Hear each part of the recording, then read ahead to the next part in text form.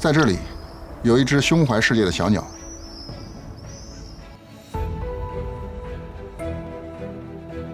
每年秋季，小小的北京雨燕开始迁飞，一路穿越37个国家，最终抵达南非高原。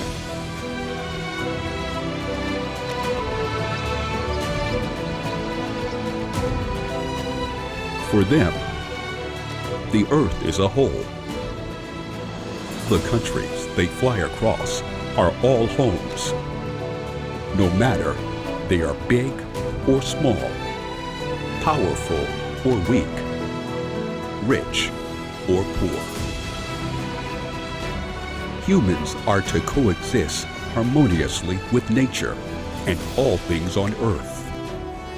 China will work together with the world to protect this planet we call home.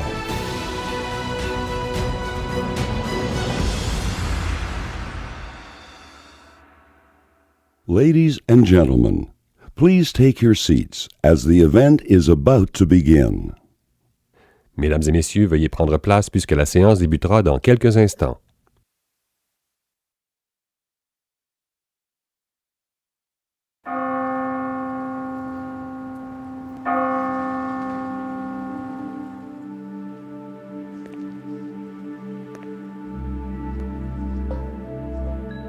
« 在这里，我们的祖先祭祀天地，祈愿风调雨顺，谷物丰收。 The elegant Chinese characters were inspired by the beauty of life in nature. So I just look out when I get to the bathroom.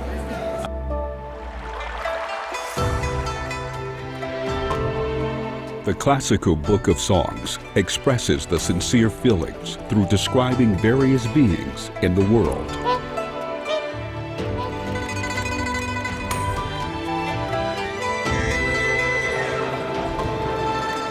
The Chinese civilization has always respected and loved nature and valued the harmony between man and nature.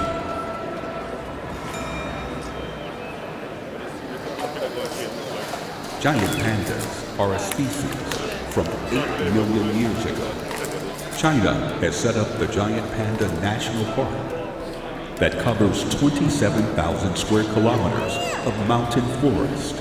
Nearly 2,000 wild pandas are living freely and producing here.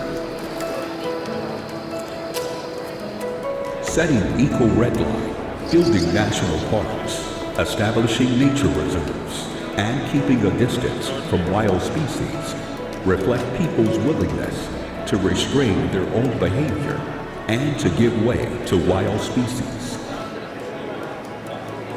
The germplasm resource banks and gene banks around the country hold the survival code of millions of species, protecting the valuable assets for humankind.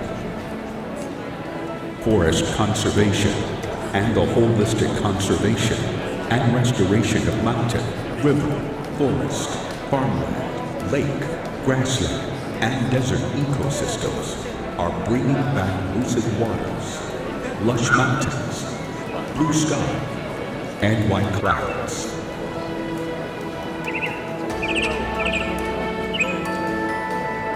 像保护眼睛一样保护自然和生态环境。这个理念在中国深入人心。在这里，曾经灭绝的麋鹿不但恢复了种群数量，还被成批野化放回大自然。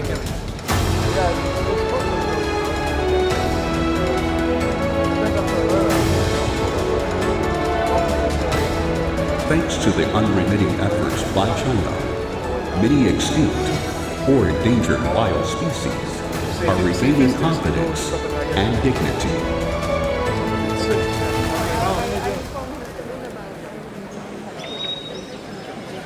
The elevation of Yunnan varies from 70 meters to 6,700 meters. It's a kingdom of animals and plants. people's efforts to protect biological diversity is speeding up at the moment. China is taking actions to accomplish the mission.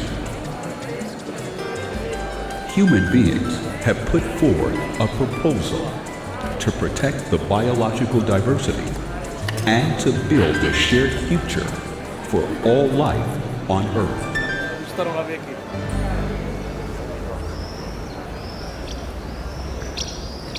在这里，有一只胸怀世界的小鸟。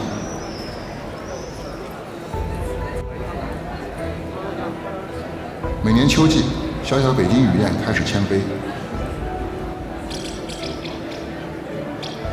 一路穿越37个国家，最终抵达南非高原。You are closer than us. A little bit. Yes.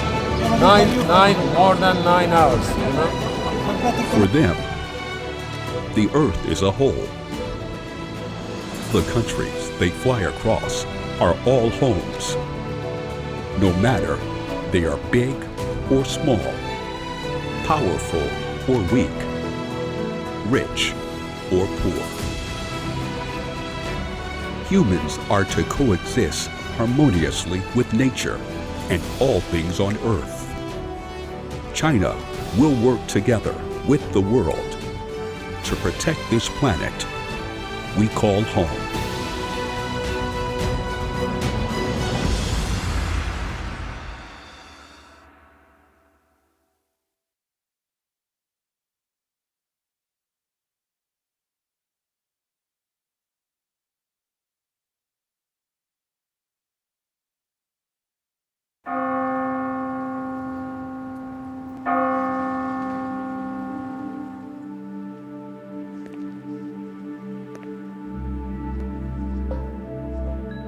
在这里，我们的祖先祭祀天地，祈愿风调雨顺，谷物丰收。 The elegant Chinese characters were inspired by the beauty of life in nature.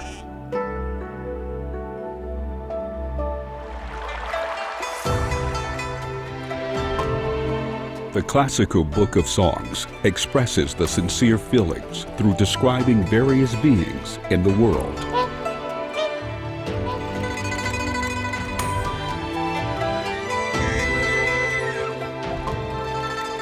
The Chinese civilization has always respected and loved nature and valued the harmony between man and nature. Så nå har vi 3 par av Giant pandas are a species from 8 million years ago. China has set up the Giant Panda National Park that covers 27,000 square kilometers of mountain forest. Nearly 2,000 wild pandas are living freely and producing here. Setting eco-red line, building national parks, establishing nature reserves, and keeping a distance from wild species reflect people's willingness to restrain their own behavior and to give way to wild species.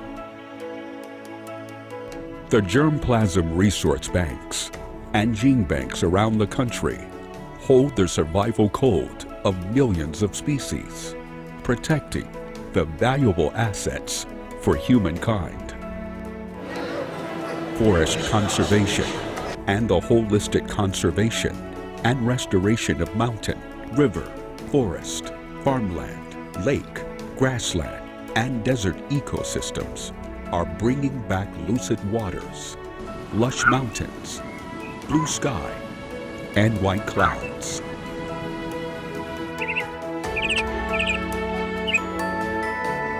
像保护眼睛一样保护自然和生态环境。这个理念在中国深入人心。在这里，曾经灭绝的麋鹿不但恢复了种群数量，还被成批野化放归大自然。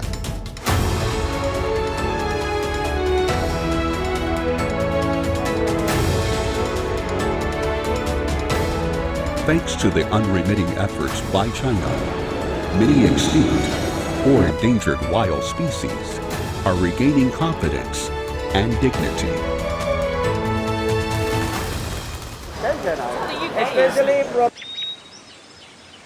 The elevation of Yunnan varies from 70 meters to 6,700 meters.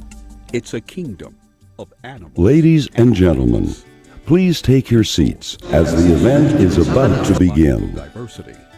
Mesdames et messieurs, veuillez prendre place puisque la séance débutera dans quelques instants. To accomplish the mission. Human beings have put forward a proposal to protect the biological diversity and to build a shared future for all life on Earth.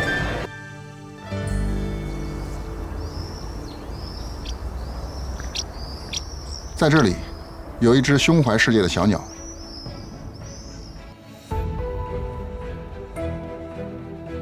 每年秋季，小小的北京雨燕开始迁飞，一路穿越37个国家，最终抵达南非高原。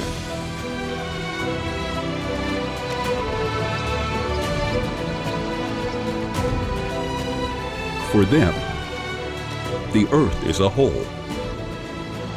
The countries they fly across are all homes. No matter they are big or small, powerful or weak, rich or poor. Humans are to coexist harmoniously with nature and all things on Earth. China will work together with the world to protect this planet we call home.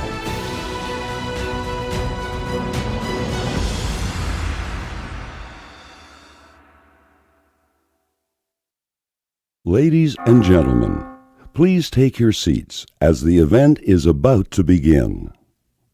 Mesdames et messieurs, veuillez prendre place puisque la séance débutera dans quelques instants.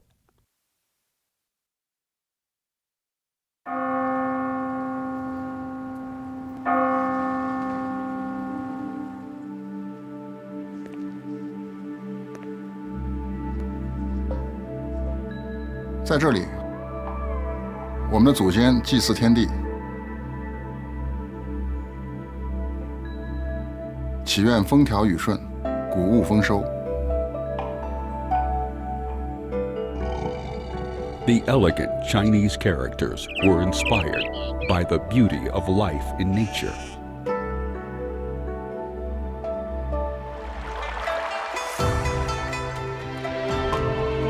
The classical book of songs expresses the sincere feelings through describing various beings in the world.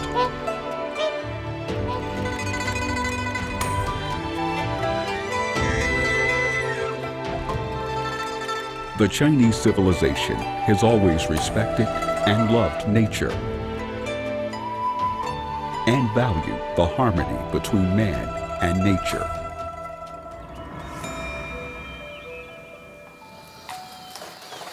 Giant pandas are a species from 8 million years ago. China has set up the Giant Panda National Park that covers 27,000 square kilometers of mountain forest. Nearly 2,000 wild pandas are living freely and producing here. Setting eco-red line, building national parks, establishing nature reserves, and keeping a distance from wild species reflect people's willingness to restrain their own behavior and to give way to wild species. The germplasm resource banks and gene banks around the country hold the survival code of millions of species, protecting the valuable assets for humankind. Forest conservation and the holistic conservation and restoration of mountain, river, forest, farmland, lake, grassland, and desert ecosystems are bringing back lucid waters, lush mountains, blue sky, and white clouds.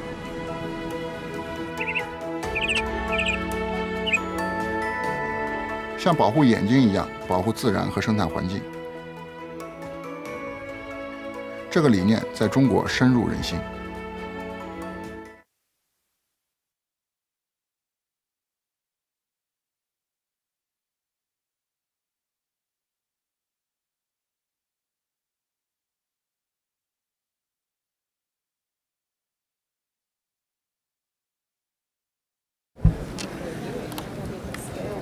好，没声音了，没声音了。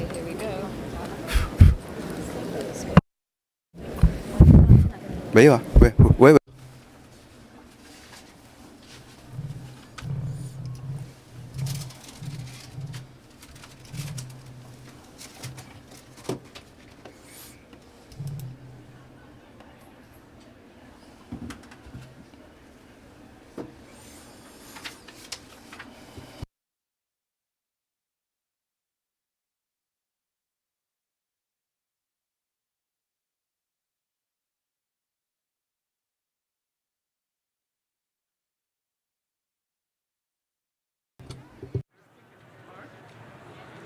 All the delegates, ladies and gentlemen, as the high-level segment is about to begin, please take your seats.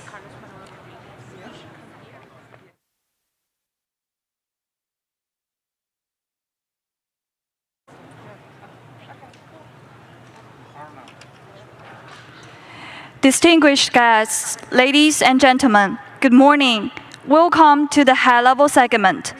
Before the opening plenary, today we're pleased to have with us Ms. Li Huaixiu and Mr. Li Huaifu, E-nationality and national first-class actors, to give the performance, The Golden Birds and the Silver Birds Flying. The song shows a happy gathering of friends singing Hai Cai tune of E-nationality. Without taking much of your time, let us enjoy the song.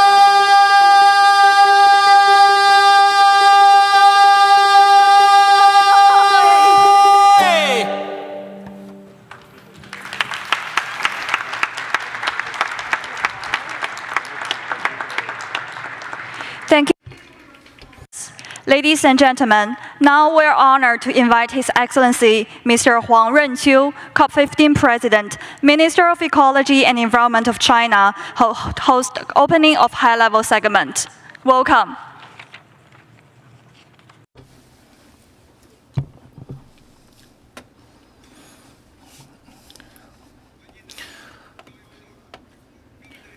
Excellencies, distinguished guests, ministers, good morning.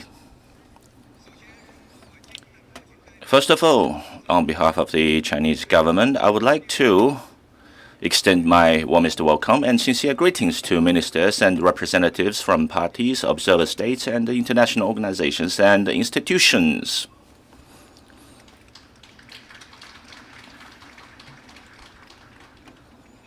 Welcome to the 2020 UN Biodiversity Conference, including COP-15 of the CBD, COP-4 of the Nagoya Protocol, and the COP-10 of the Cartagena Protocol. Welcome to the high-level segment of the second phase of the conference. In October last year, the first phase of COP-15 was held in Kunming, Yunnan Province, China, during which a high-level meeting was held. 9 state dignitaries and the Secretary General of the United Nations attended the Leaders' Summit. 125 ministers from the parties attended the high-level segment online, converging the global biodiversity governance synergy. Today, we are pleased to see that 126 ministers, 77 deputy ministerial representatives from 140 parties, and the 60 heads of international organizations are gathered here to attend the high-level meetings of the second phase of COP-15. We have over 200 ministerial-level participants. Now, today makes history in COP with the highest and largest number of high-level delegates, showing us the strong political will of all countries to protect the biodiversity and reverse the global loss of biodiversity. The high-level meeting is an important platform for building consensus and promoting the achievement of results. High-level meetings can fully release the political will of various countries, share their successful experiences and practices in biodiversity conservation, and more importantly, resolve major issues that are difficult to resolve at technical level, bridge differences, build consensus, make commitments, and inject a strong impetus for the success of the conference. Since the opening of the conference on December the 7th, representatives of all parties have conducted intensive consultations and achieved many important progress. We have reached clean text on most of the agenda items. However, at the technical level, it also left us with some complex and very critical problems. I hope that all ministers will make good use of the platform of the high-level meeting, fully participate in the consultations on key issues, and put forward your ideas and demonstrate political will and show your leadership and decisiveness at the most critical moment of the second phase of the COP-15. Let's meet each other halfway, point to the right direction, inject impetus, and enhance our confidence for the GBF consultation so as to reach the GBF. Now, it's my honor to declare open the high-level segment. I would like to introduce a video message from His Excellency President Xi Jinping of the People's Republic of China.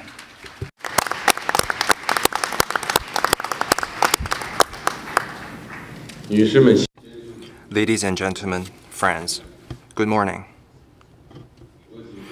On behalf of the Chinese government and people, and also in my own name, I would like to extend warm congratulations to the convening of today's meeting.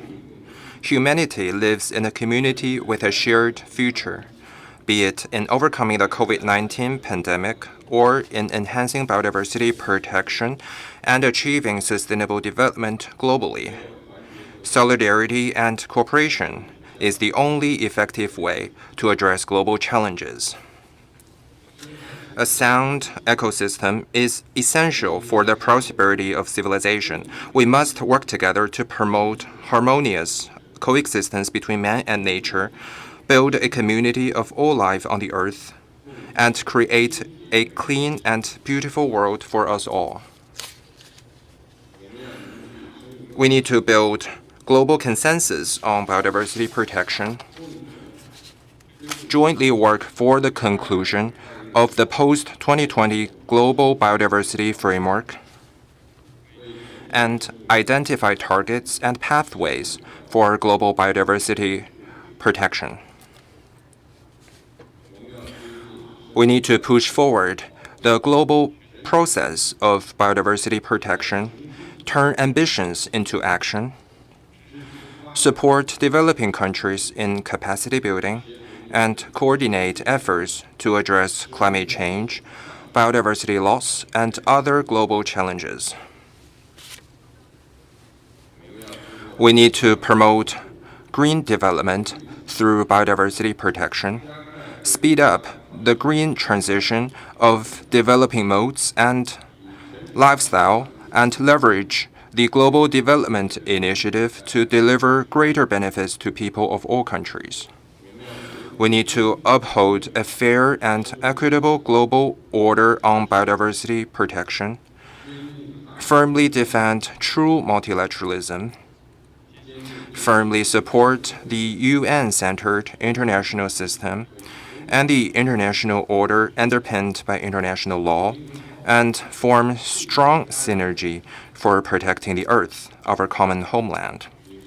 Ladies and gentlemen, friends, China has made active efforts to promote ecological progress and biodiversity protection. We have continuously strengthened biodiversity mainstreaming, applied a system of ecological conservation red lines, established a protected areas system with national parks as the mainstay, carried out major biodiversity protection projects, and conducted most stringent enforcement and supervision. A large number of rare and endangered species have been placed under effective protection, and the diversity, stability, and sustainability of the ecosystem have kept improving. We have found a path of biodiversity protection with Chinese characteristics. Going forward, China will continue to advance ecological progress and plan its development in the context of promoting harmonious coexistence between man and nature. We will respond to the action plan for the UN Decade on Ecosystem Restoration and launch a large number of key projects on biodiversity protection and restoration. We'll deepen international exchanges and cooperation and support international forums on biodiversity. We will do our best to provide support and assistance to fellow developing countries through the Belt and Road Initiative, the International Green Development Coalition, and the Kunming Biodiversity Fund, so as to elevate global biodiversity governance to a new height. As an old Chinese saying goes, all living things should flourish without harming each other. All ways of life should thrive without hindering each other. Let us work together to open a new chapter in building a community of all life on the earth and create a bright future of harmonious coexistence between man and nature. Thank you.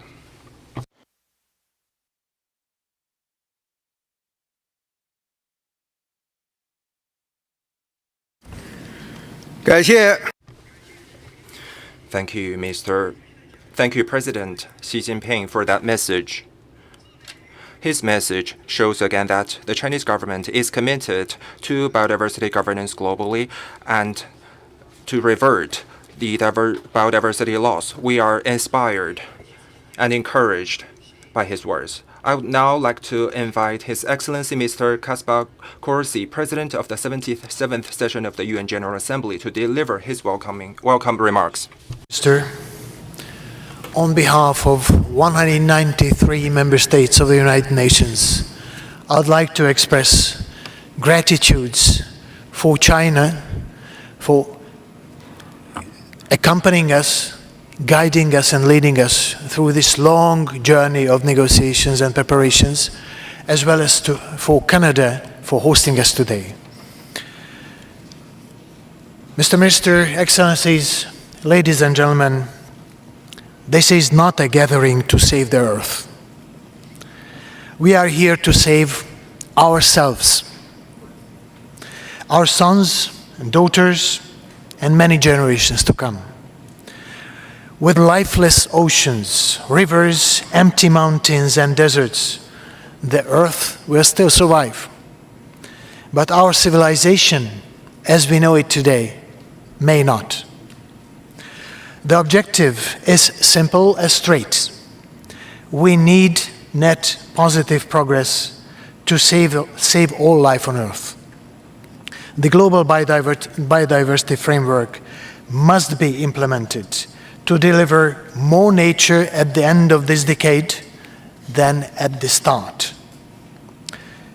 I call all scientists, negotiators, decision makers, maintain your ambition for harmony. Not harmony with nature. We are part of nature. It should be harmony in nature to where we belong. I urge you to keep crisis management and transformation in mind. We must learn from our failure to reach the Aichi targets. GBF should yield quantum leaps in global biodiversity governance and cooperation. I call upon you all to agree on a strong science-based follow-up mechanism at COP-15. For moving forward, I suggest 4 directions. First, take a human rights-based approach to the issues of biodiversity loss.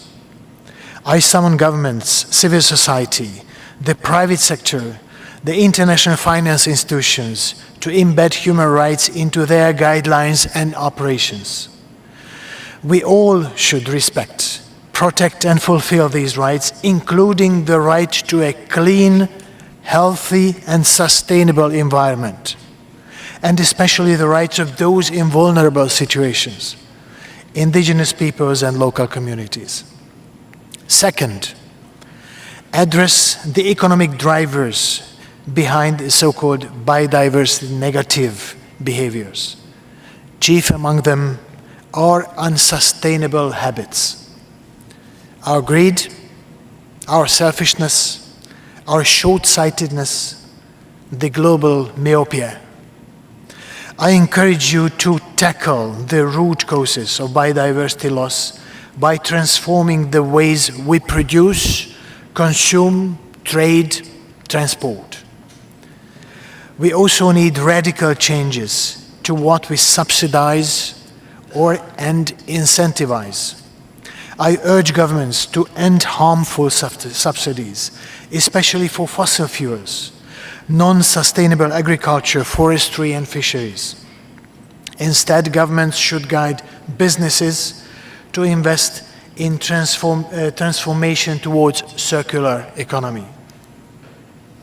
I implore global businesses to shoulder social responsibility by mainstreaming biodiversity into their strategies and value chains. Yes, starting from disclosing their dependency and impact on nature. Third, prioritize solidarity in financing and capability building. The financial flows into nature-based solutions must be doubled every year by 2025 to deal with today's interlocking global crises. To succeed, GBF will need a comprehensive resource mobilization package that markedly increases biodiversity financing flow to low and middle-income countries. I call on countries to provide new contributions on funding, capacity building, and biodiversity-friendly technologies. Fourth, we need reliable new metrics and science-based measurement tools for verification. How can we justify the full spectrum of our steps or certify our progress without a set of accurate metrics to measure the gains and losses of the natural world. We will have to transform national and global accounting systems so they reflect the true cost of economic activities in natural capital. That would put an end to the greenwashing. Excellencies, the discussions and outcome of COP-15 will feed into various processes launching in the General Assembly. In New York, preparations are underway for the UN Water Conference, series of high-level meetings and dialogues, and most importantly, the SDG Summit. I count on you to bring biodiversity and GBP implementation to the General Assembly Hall, to our summit meetings. Dear friends, it is high time we rose to the challenge of saving ourselves. We have a second bite at the apple. Let's not miss our chance to get this right. Thank you very much.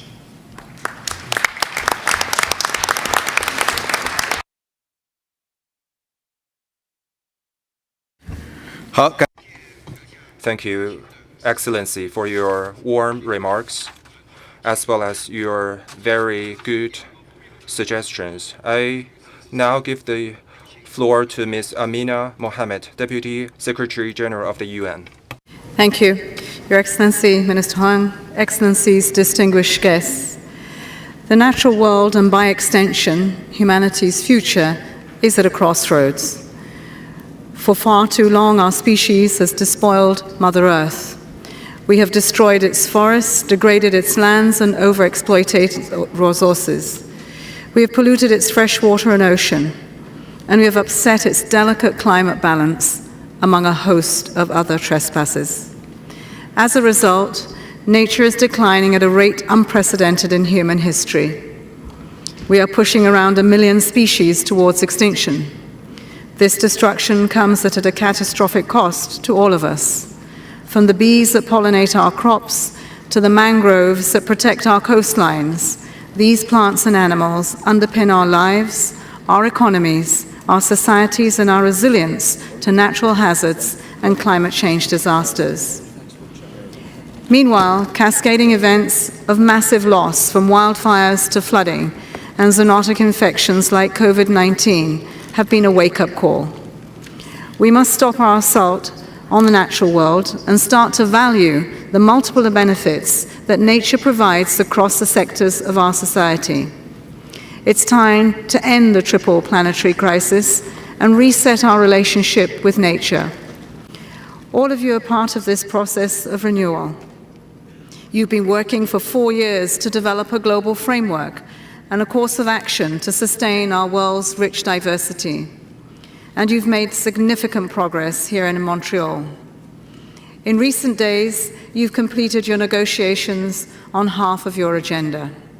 And you've made progress towards important agreements on capacity building, technical and scientific cooperation, and approaches to strengthen the transparency of the implementation of the Convention. But ladies and gentlemen, there is still so much to do, and time is running out. Soon, very soon, this conference will end. And before it does, we must try to do 3 things. First, we need to agree on an ambitious post-2020 global biodiversity framework and ensure its implementation. This framework for action must halt and reverse biodiversity loss and identify the urgent, just and green transitions that will be needed to put humanity on a path to living in harmony with nature. Second, developed countries must support developing nations with the financial resources, technical expertise, and capacity building to ensure that the framework is implemented fairly and equitably across all our countries. This is especially important for developing countries, which are home to a great majority of the world's biodiversity, and they are bearing a disproportionate cost for the gradual loss of this global good. Third, we need much greater clarity around how wealth resulting from rapid advances in genetic sequencing technologies and commercial applications will be shared equitably. Indigenous people and local communities must benefit from the advances based on plants and animals harvested from their territories. Excellencies, ladies and gentlemen, it is crucial that we leave Montreal with these three elements in place. Of course, no agreement is going to be perfect, but a strong global accord, one that ends our senseless and self-defeating war on nature and shifts our course of action for the future. This must be secured. The next crucial step will be implementation. That means developing national plans that mobilize and catalyze broad action for biodiversity across the world. These plans must involve all sectors of society, especially our youth, our women, Indigenous people, local communities, and academia. These plans must also mobilize historic levels of investments. A 2021 UN report found that the world will need to invest $8.1 trillion by 2050 to meet its climate, biodiversity, and land degradation goals. Governments alone cannot foot this bill. The corporate world must do its part to protect nature that is the foundation of its businesses. Throughout, we must recognize and protect the rights of Indigenous people and local communities, who are the most effective guardians of our biodiversity. And we must never lose sight of the deep interconnections between the biodiversity and the climate crises. We need a cross-sectoral focus that builds on the progress made through the Sharm el-Sheikh implementation plan from COP-27 to advance a coherent and synergistic approach. Before I close, I would like to offer my sincere thanks and appreciation to China for their COP-15 leadership, to Canada for hosting us, and to all the ministers and our negotiators who in the days ahead will be working tirelessly to make this COP a turning point for success. This is a historic chance to conserve and restore our natural world, and you're all part of this great effort. Together we can protect the web of life that makes our planet unique and ensure that humanity prospers in harmony with nature. Let's seize this opportunity for people, for our planet, and for future generations. Thank you.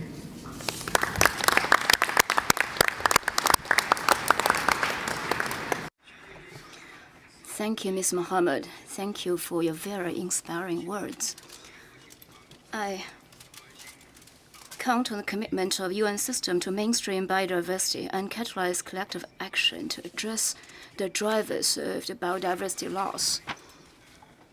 Now I would welcome His Excellency Mr. Stephen Guilbeault, Minister of Environment, Climate Change of Canada, the host, to deliver welcoming remarks. Excellency has the floor.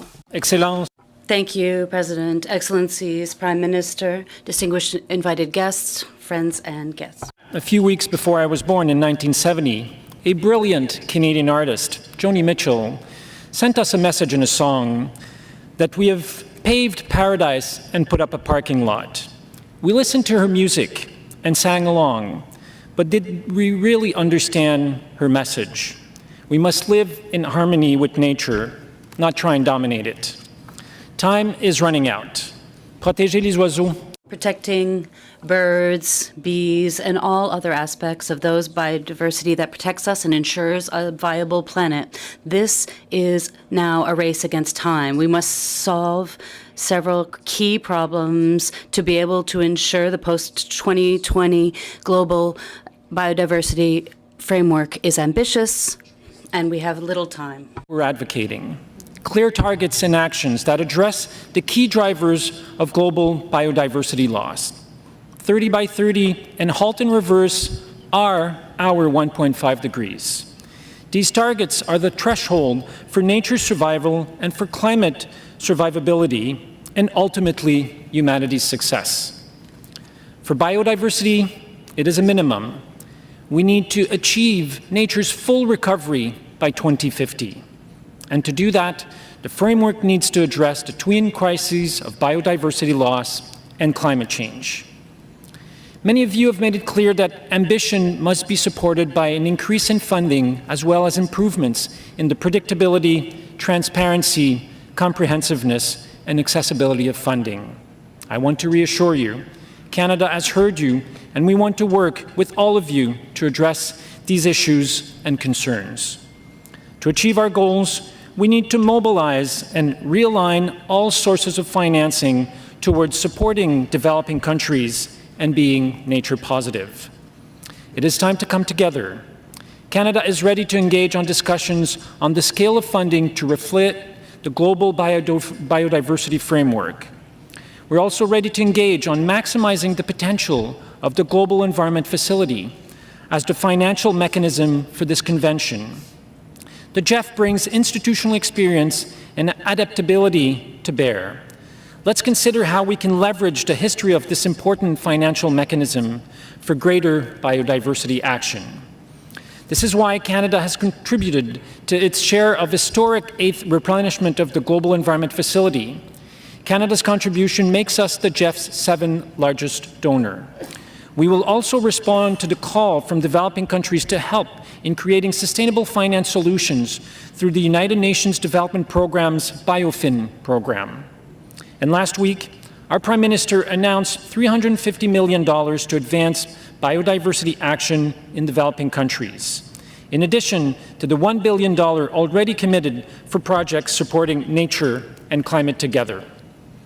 Direct assistance is a foundational part of the equation.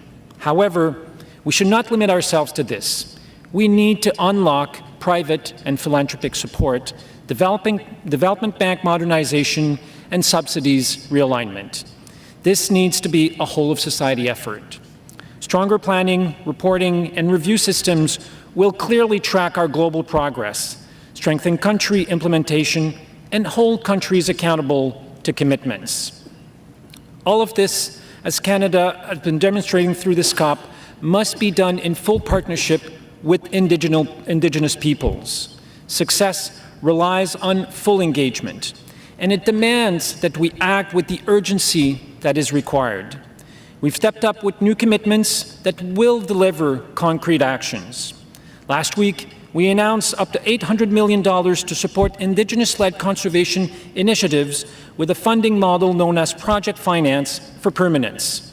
And this week, we took another step to protecting the world's largest remaining ecologically intact watershed, an area spanning over 50,000 square kilometers in northern Manitoba. Joni Mitchell's songs repeat, "Don't it always seem to go that you don't know what you've got till it's gone?" Species decline is not inevitable.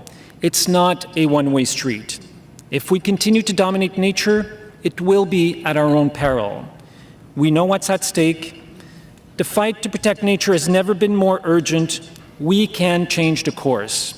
We can come to a consensus and achieve a strong framework here in Montreal. Let's mark a historic moment for nature. Let's stop paving paradise and protect what we have before it's gone.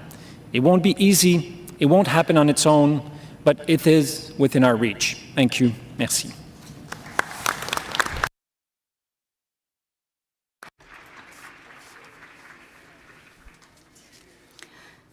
Thank you, Your Excellency. Taking this opportunity, once again, I'd like to thank your hosting and your hospitality. I'd like to thank you and your personal support to the presidency and to the negotiations. I look forward to our continued close cooperation. Now I'd like to give the floor to Mr. Wang Xiangang, Vice Governor of Yunnan, representative of the Governor of Yunnan. So the floor is yours. Your Excellencies, Ministers, ladies and gentlemen, good morning. It is a great pleasure to meet you all in this beautiful city of Montreal and participate in the high-level segment of Phase 2 of COP-15 to discuss the global conservation of biodiversity and to build a beautiful and harmonious world.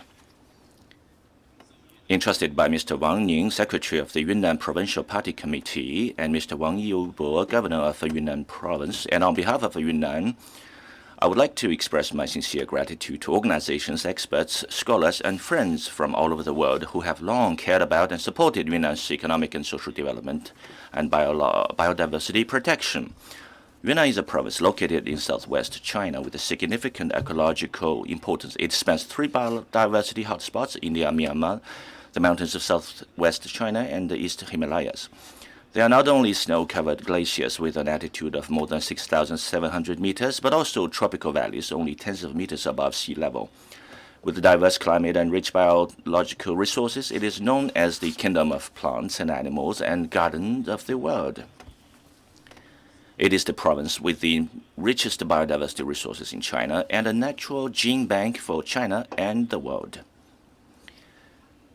In recent years, the Yunnan government has followed President Xi Jinping's thought on ecological civilization as guideline, earnestly studied and implemented the important speech by President Xi during his visit to Yunnan, strived to be the leading province in building ecological civilization and fulfill the task of serving as a barrier to secure ecological safety in China's southwest. We have prioritized the building of ecological civilization and biodiversity conservation in our work and merged it into all aspects of our work. We have achieved not just a high-quality economic and social development, but also high-level protection of the ecological environment. Today, Yunnan's environment has been much improved. The sky is bluer, the water is clearer, the mountains are greener, the environment is more beautiful. Green has become the distinctive base color of Yunnan's economic development. Beautiful is its label when presented to the world. In terms of ecological protection, the building of a green and beautiful Yunnan is in full swing. Yunnan boasts 21.2 million hectares of forest, covering 55% of the province, with 2.144 billion cubic meters of forest stock volume. Typical ecosystems and key wildlife are effectively protected. Ecosystem functions of forests, grasslands, and wetlands are continuously improved. Endangered wildlife species such as Asian elephants, Yunnan golden monkeys, and Magnolia sinica trees have grown in their population. Last year, some Asian elephants' journey north and then back south warmed the hearts of people around the world, showing us a beautiful picture of the harmonious coexistence of human beings and nature. In terms of environmental quality, good air days per year have exceeded 98% for many years in a row in the cities of Yunnan. The proportion of surface water with excellent water quality is constantly increasing, and the proportion of water bodies with the inferior grade V quality is constantly decreasing. Transboundary water quality is 100% up to standard at national or provincial border cross-sections. Famous lakes such as Erhai and Dianchi shine brilliantly on the plateau. In terms of green development, we adhere to the new development philosophy featuring innovative, coordinated green, open, and shared growth. In 2020, Yunnan's carbon emission intensity dropped 24.8% over that of 2015. Non-fossil energy accounted for over 42% of the primary energy consumption. Green energy installed capacity exceeded 95 million kilowatts, and clean energy power generation accounted for nearly 90%. Nature provides the basic conditions for human survival and development. Human beings must respect, conform to, and protect nature, and follow a civilized development path that brings development, good life, and harmonious coexistence between man and nature, so people can really enjoy the beauty of both nature and life. We will bring home the fruitful results of this meeting and make good use of them, with a belief that green water and lush mountains are invaluable assets. We will protect and manage in a holistic manner our mountains, rivers, forests, fields, lakes, grasslands, and deserts. We will coordinate industrial restructuring, pollution control, and ecological protection, respond to climate change, and promote carbon and pollution reduction, green expansion, and growth. We will prioritize ecological conservation, promote green and low-carbon development, vigorously implement species protection, ecosystem restoration, and actively promote sustainable use of biological resources. We will promote the benign interaction between economic development and biodiversity protection, contribute to green and low-carbon development of China and the world, to the continuous improvement of environmental quality and to biodiversity protection. I hereby sincerely invite all guests and friends to travel to Yunnan and invest there. Let us enhance our mutual understanding, build consensus, deepen cooperation. I invite you to personally experience the beauty of biodiversity and ecological civilization in Yunnan. In closing, I wish the meeting a complete success. I wish all of you good health and all the best. Thank you.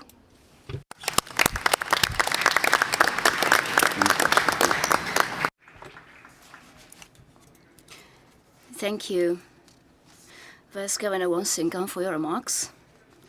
I would now like to invite the Premier of Quebec, Mr. François Legault, to address the meeting. Please.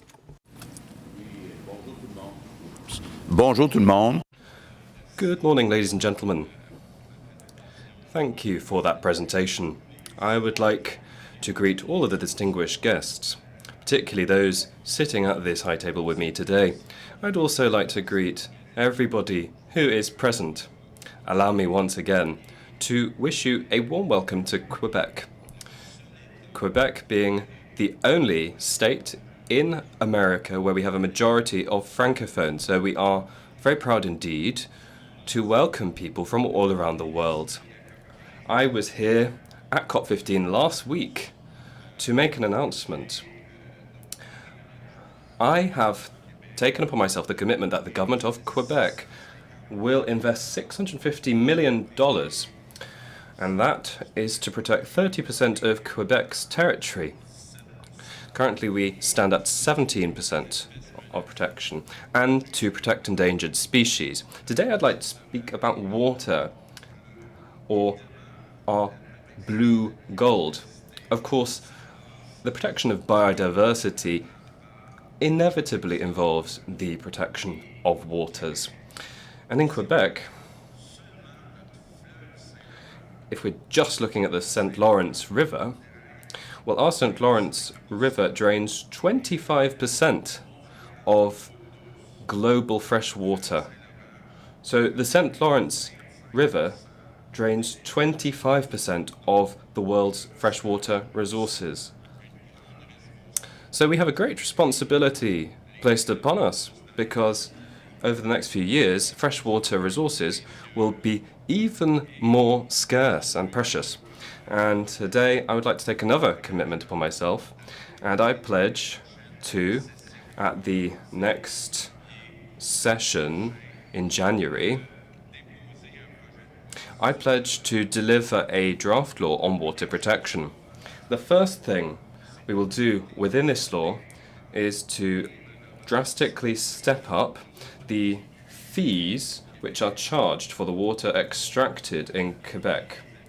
We will thereby avoid abuses. We will be asking people to pay the actual value of this fresh water. The second thing we will do is establish a blue fund which in time will reach $150 million per year. This will finance projects for the protection of our water and to develop our watercourses. This is a precious resource for people in Quebec, but it is also a precious resource for the world and for biodiversity. Now 4 days remain before the conclusion of COP-15. I have listened attentively to the speeches, including from the Secretary General of the UN, Mr. Guterres. I heard his call, his appeal to action. The time to act is now.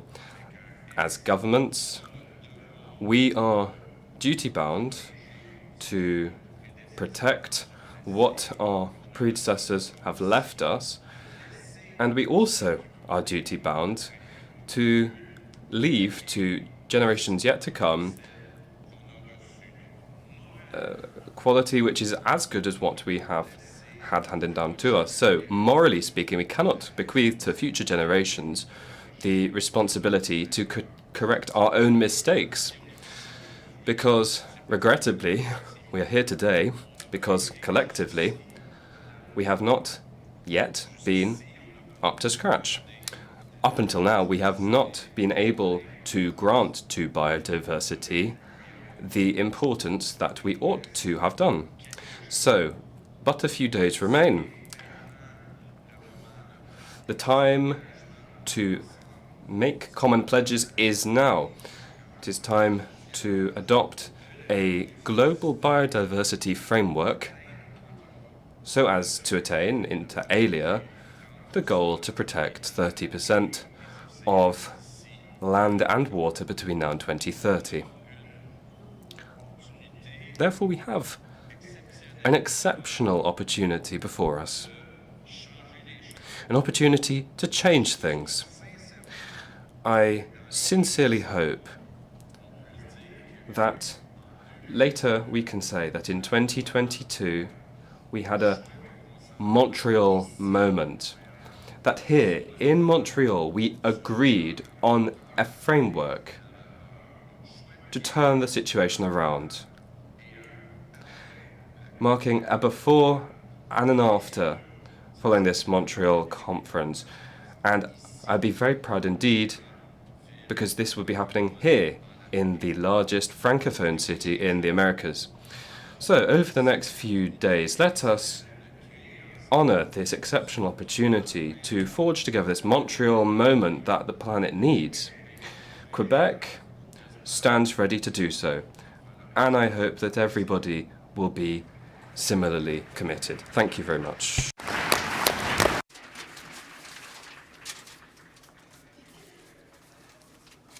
Thank you very much, Mr. Legault. Finally, it's my honor to welcome Executive Secretary of the CBD, Ms. Elizabeth Marema, to deliver her opening remarks. The floor is yours, Ms. Marema. Thank you, our COP-15 President, Minister Wang Wenchong. Thanks also to our COP host Minister Stephen Guilbeault. Thanks for being here, our United Nations Deputy Secretary General Amina Mohammed, Excellencies, valuable stakeholders, colleagues, all protocols observed. The Secretariat of the Convention on Biological Diversity is based here in Montreal, a city taking a leadership role in the conservation and sustainable use of biodiversity. With the Government of Canada, we at the Secretariat of the Convention are excited to extend our hospitality to you all over the course of this United Nations Biodiversity Conference. As you are aware, biodiversity is needed to fight climate change, poverty, and provide food security. Biodiversity is the basis for human well-being, health, and culture, and it is critical to supporting the achievements of most of the Sustainable Development Goals. Sadly, despite our efforts, biodiversity is still being lost at a rate faster than any time in human history. We are approaching a point of no return. The United Nations Biodiversity Conference here in Montreal must be a turning point. As we gather here, there is no question that there are innumerable differences in this room. Different cultures, different interests, different levels of social and economic development. Truthfully, it is most often our differences that make our world more beautiful and exciting. The variety of life amongst people and nature is absolutely fascinating. Yet, with all these differences, we can still come together with a common vision and goal, an ambitious but realistic and achievable post-2020 global biodiversity framework. This is where we must focus our energy, our common ground. Compromise may be needed, but we must put aside our differences for the common good. Excellencies, I know that you will not have been here if you are not prepared to face the challenge and the opportunity before us. At part one of this Conference of the Parties, the Kunming Declaration and the Kunming Biodiversity Funds made headlines offering a glimmer of hope for the future of our planet. Let us now turn our assurances into actions.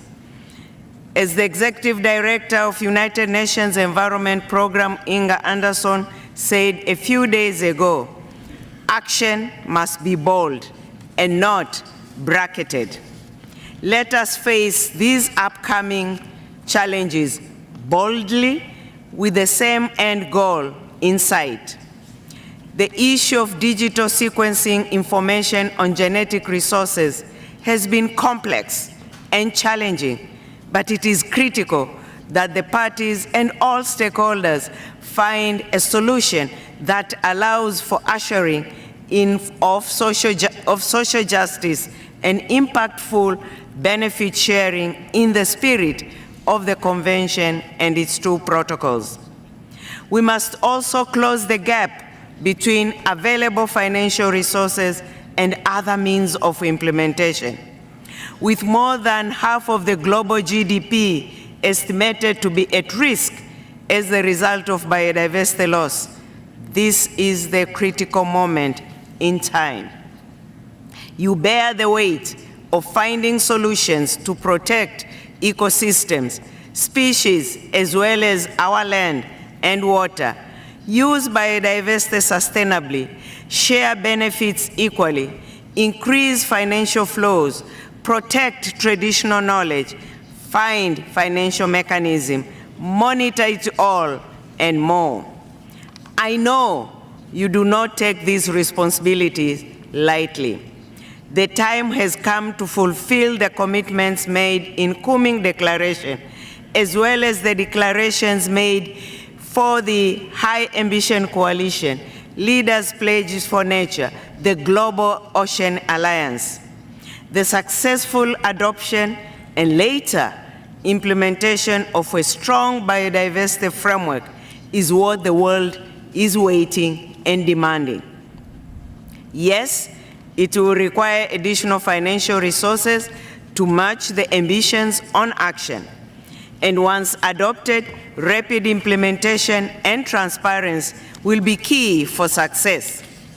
I urge you to find and to lead by example and work with all levels of government to ensure a holistic national approach and find solutions and consensus to achieve the outcome that our planet and people are desperately seeking, to live in harmony with nature.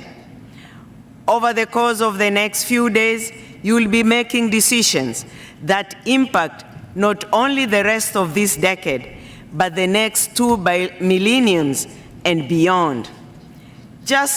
And therefore, as John Rockefeller once said, don't be afraid to give up the good to go for the great. Yes, you all have different interests on the biodiversity framework, hence the 4 years of continuous negotiations. But now, let us go for the final stretch, for the greater good, for humanity's sake, future generation, and this planet. Thank you, and I wish you all wisdom and courage to act accordingly. Thank you.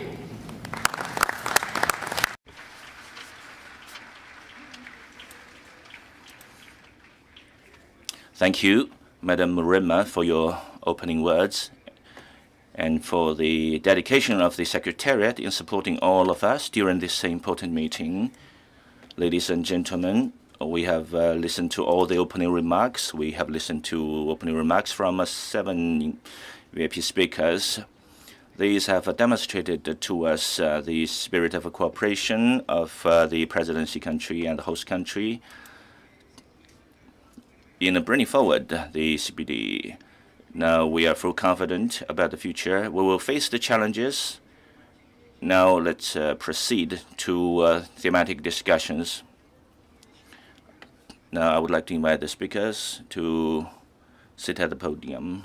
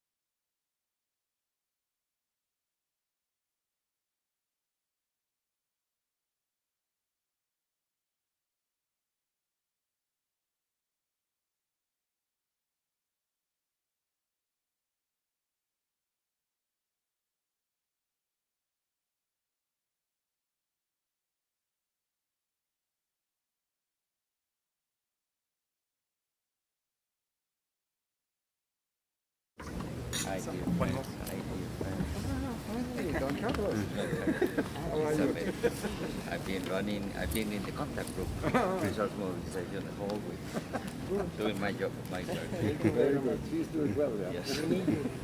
Hi, nice to see you. How are you?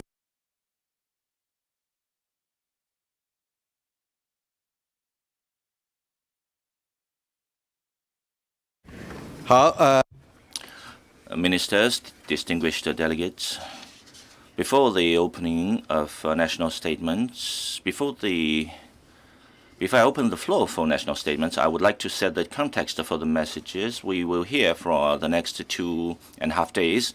The second part of the 15th meeting of the Conference of the Parties to the Convention on Biological Diversity is expected to finalize negotiations and adopt an ambitious and achievable post-2020 global biodiversity framework, which will be key for addressing the triple planetary crisis of biodiversity loss, climate change, and pollution, while advancing the full implementation of the 2030 Agenda for Sustainable Development. To this end, I would like to divide our next discussions into 3 clusters. The first one will be supporting implementation of the post-2020 global biodiversity framework. The second one will be about collaboration across conventions to achieve the ambitions of the post-2020 global biodiversity framework. And the third one will be how international organizations plan to mobilize the world to deliver on the post-2020 GBF. For the first cluster, I have invited 5 distinguished panelists to answer the following question. The United Nations system and the GEF have an important role to play in supporting parties in the implementation of the global biodiversity framework. What plans do you have across the UN system and the GEF to support parties for urgent action? I would like to, first of all, I would like to invite our 5 panelists to answer this question. Please share with us your openings. And first of all, I would like to invite Ms. Inga Anderson, Executive Director of the UNEP, to answer this question. Ms. Anderson, you have the floor.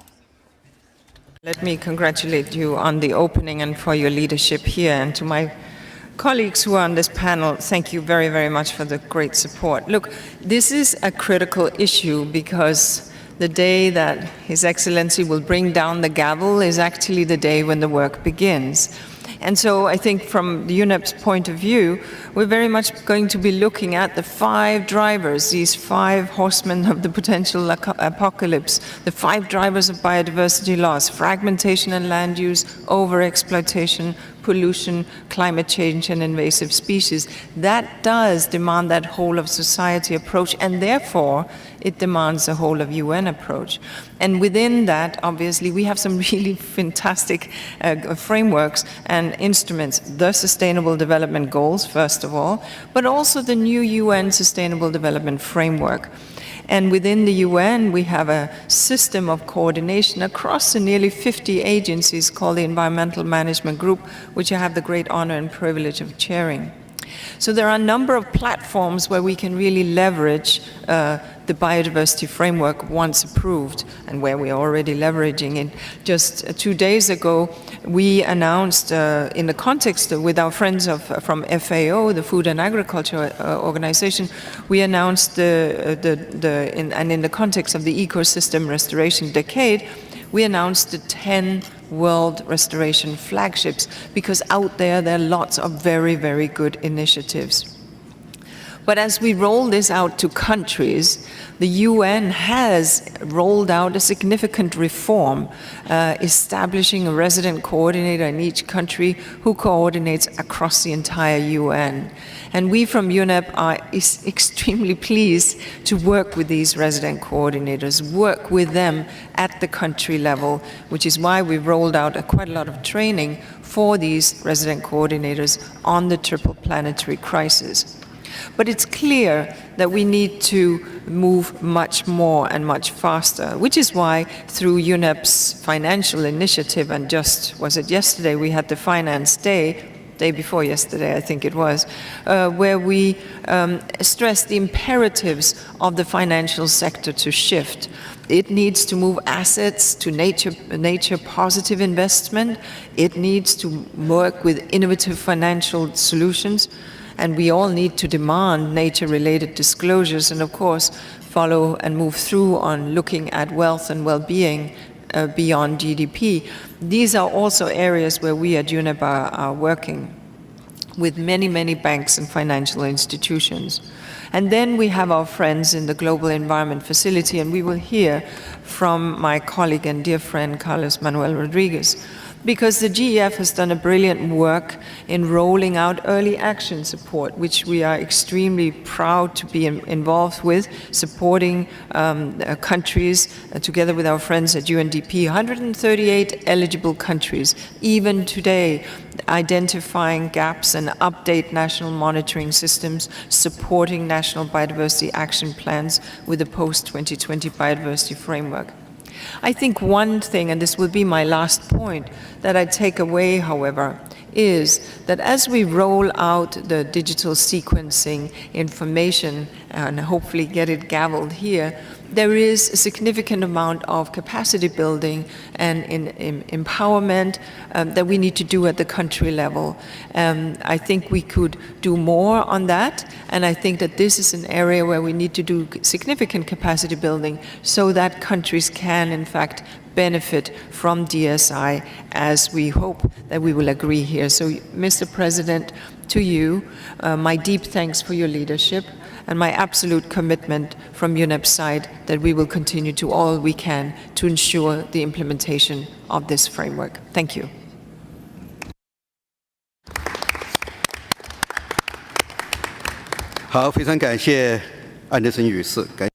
Thank you, Madam Anderson. Thank you for your constructive speech. As a leading global environment authority, UNEP's role and support will be crucial for the effective and rapid implementation of the global biodiversity framework. I would like now to invite Mr. Achim Steiner, administrator of the UNDP, to answer this question. Merci, Monsieur le Président. Excellent. Thank you, President, colleagues. We're in Canada, but also here in Quebec, in the great city of Montreal. So allow me to begin in French, because this is a tradition that I have learned more than 20 years ago now, actually. At the time when the International Union for the Conservation of Nature was organizing its global congress here in Montreal. Dear friends and colleagues, 1996 wind forward to the year 2022, And I want to begin where my dear friend and colleague Elizabeth Raymer left off just now in answering your question, Minister.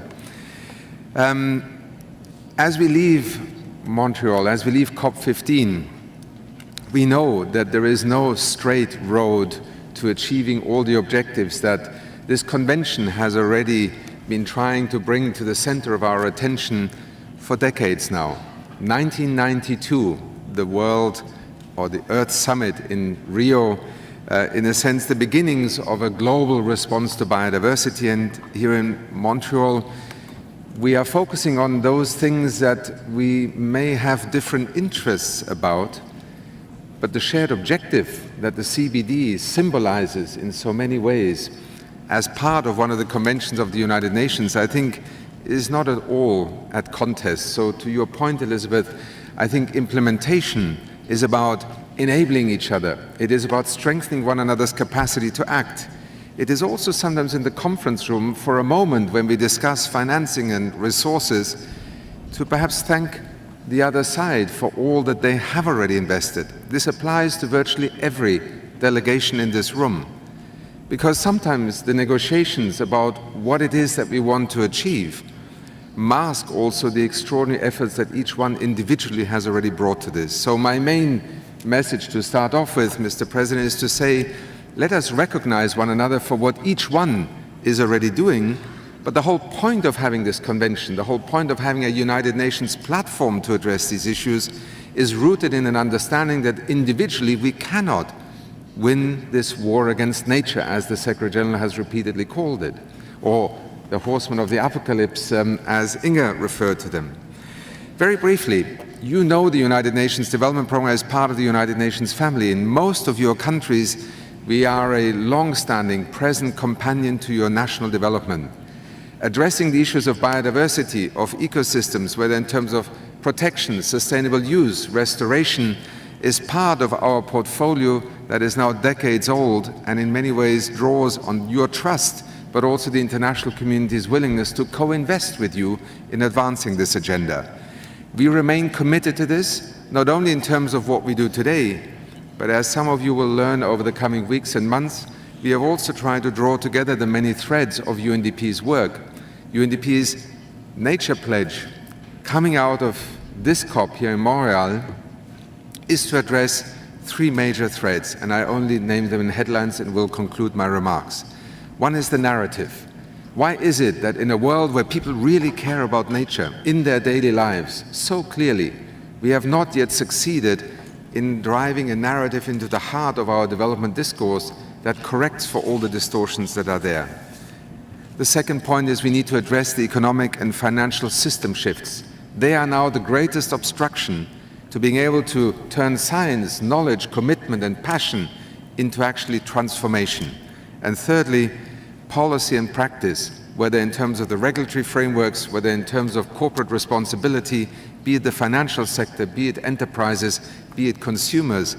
In all of these domains, we have to advance the understanding on how biodiversity can be protected, used sustainably, and how we can co-invest in actually maintaining the very essence of life on our planet. UNDP, through its work in 170 countries, in partnership with our sister agencies, including particularly UNEP, immediately coming out of this COP here, will be working at your disposal to quickly address the issue of financing, of the strategy, of the global biodiversity framework's implication for each country's sovereign decisions about how to move forward.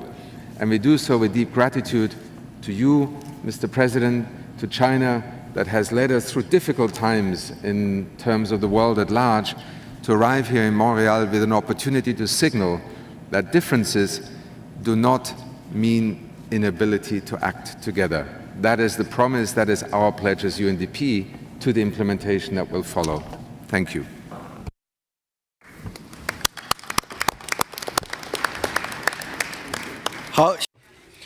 Thank you, Mr. Steiner. I truly count on UNDP's commitment to fast-track support to governments to prepare for the rapid implementation of the GBF. Now I would like to give the floor to Ms. Mohammed Sharif, Executive Director of UN Habitat. You have the floor. Thank you very much, Excellencies, distinguished delegates, ladies and gentlemen. UN Habitat respects the continued connections to the past and present and future and supports the ongoing relationship between indigenous and other peoples in this community. The Provisional Global Diversity Framework contains a target on the area, quality and connectivity of the green and blue spaces in urban areas. This is good. Cities need to scale up nature-based solutions, such as the reforesting of harbors, and a form-based solution, such as highways, underpasses for wildlife. However, this will not be enough. Cities' relationship with the biodiversity is not only about the here and now. Cities drive flows of food and energy with impacts felt far across the globe. Cities also have a profound effect nearby with land use change at their peripheries. The destruction of the green space at the edge of cities is accelerating. In 2013, scientists predicted that cities would more than double in size by 2030. Unfortunately, urban expansion often means coming into direct conflict with biodiversity. The human habitat we are building is out of balance with our natural habitat. We simply cannot keep up with the destruction. It is not just the quantity, but also the quality of urbanization that matters for biodiversity. Human habitat can be compact, integrated, and connected. Alternatively, it can be sprawling, segregated, and fragmented. Decisions about new development are being made every day. Those decisions will determine whether we will avoid a sixth extinction. We will not have a second chance to correct them. So, biodiversity and biodiversities are crucial now.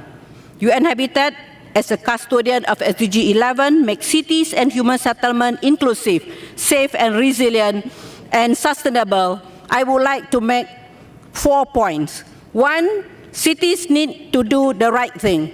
This means avoiding making the mistake of the past, including sprawl, segregation, and wasteful infrastructure. 2 years ago, UN Habitat and UNECE launched Housing 2030, which highlights spatial inequality and also the benefit of sustainable construction. Second, cities need to do things at scale. This means planning and managing not just individual sites, but entire landscape. Last year, in the UN Common Approach to Biodiversity, UN Habitat and UNEP committed jointly to helping governments limit urban encroachment onto natural habitat.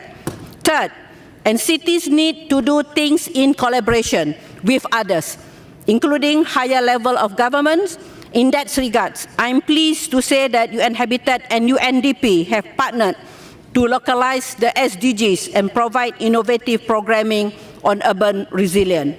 Last but not least, fourth, the UN system will have to dramatically accelerate such collaboration to help parties to achieve the global biodiversity framework.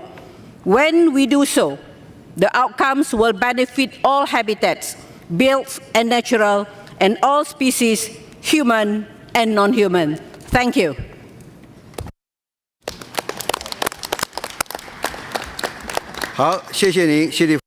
Thank you, Madam Sharif, for proposing the integrated framework for natural habitat and human habitat. And now I'd like to give the floor to the ES of UNECE, Ms. Olga Argarova, please. Mr. President, Excellencies, ladies and gentlemen, dear colleagues, it's my pleasure to address you today.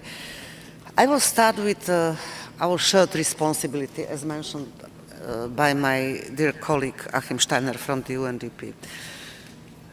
Governments are gathering together these days here in Montreal just to agree on the post-2020 global biodiversity framework. But we have also all players here, international organizations, civil society, academia, private sector, financial institutions, and in fact, presence of all of us here today is, in fact, the recognition of our shared responsibility to contribute on halting the loss of biodiversity on our planet. My second point goes to the joint action of the United Nations entities. It was also underlined by more panelists here today that the United Nations system has joined forces to deliver as one under its common approach to integrating biodiversity and nature-based solutions for sustainable development into United Nations policy and program planning and delivery. So I'm here on behalf of the 5 regional economic commissions of the United Nations, and I would like to speak about the unique role they play on all this. As we know, they are common global drivers for biodiversity loss. However, each region faces unique challenges. Each region requires unique tailor-made solutions. And our 5 regional economic commissions can offer the foundations for differentiated solutions. With regional commissions' profound understanding of regional and national needs and unique convening role, regional commissions serve as platforms from which governments can translate the global decisions into practical national actions. On behalf of the executive secretaries of the 5 United Nations regional commissions, allow me to express our long-term determination to act together to support member states' efforts to implement the 2030 agenda, including all related SDGs, because we owe this to our next generations. Pursuing the goal of enhanced global biodiversity, we, the executive secretaries of the regional commissions, commit to mainstreaming biodiversity in our societies, economies and institutions, developing policy frameworks that secure the right to a safe, clean, healthy and sustainable environment, fostering collaboration and dialogue within and between regions to address biodiversity-related challenges, strengthening the capacity of member states to mobilize investments, and finally, identifying opportunities for internal policy alignment and coherence. Ladies and gentlemen, if we are serious about halting biodiversity loss, agreements should be reached here, both on the new global biodiversity framework and on other complementary documents such as the action plan for the long-term approach to biodiversity mainstreaming. We will support you in the operationalization. Together, we must make Montreal the historic moment it deserves to be. From a regional perspective, allow me to call on the member states of the Economic Commission for Europe, a region whose natural resource production and consumption have a significant global impact, to demonstrate political commitment and robust plans for action in line with the magnitude of the challenge and their share of responsibility. Thank you for your attention.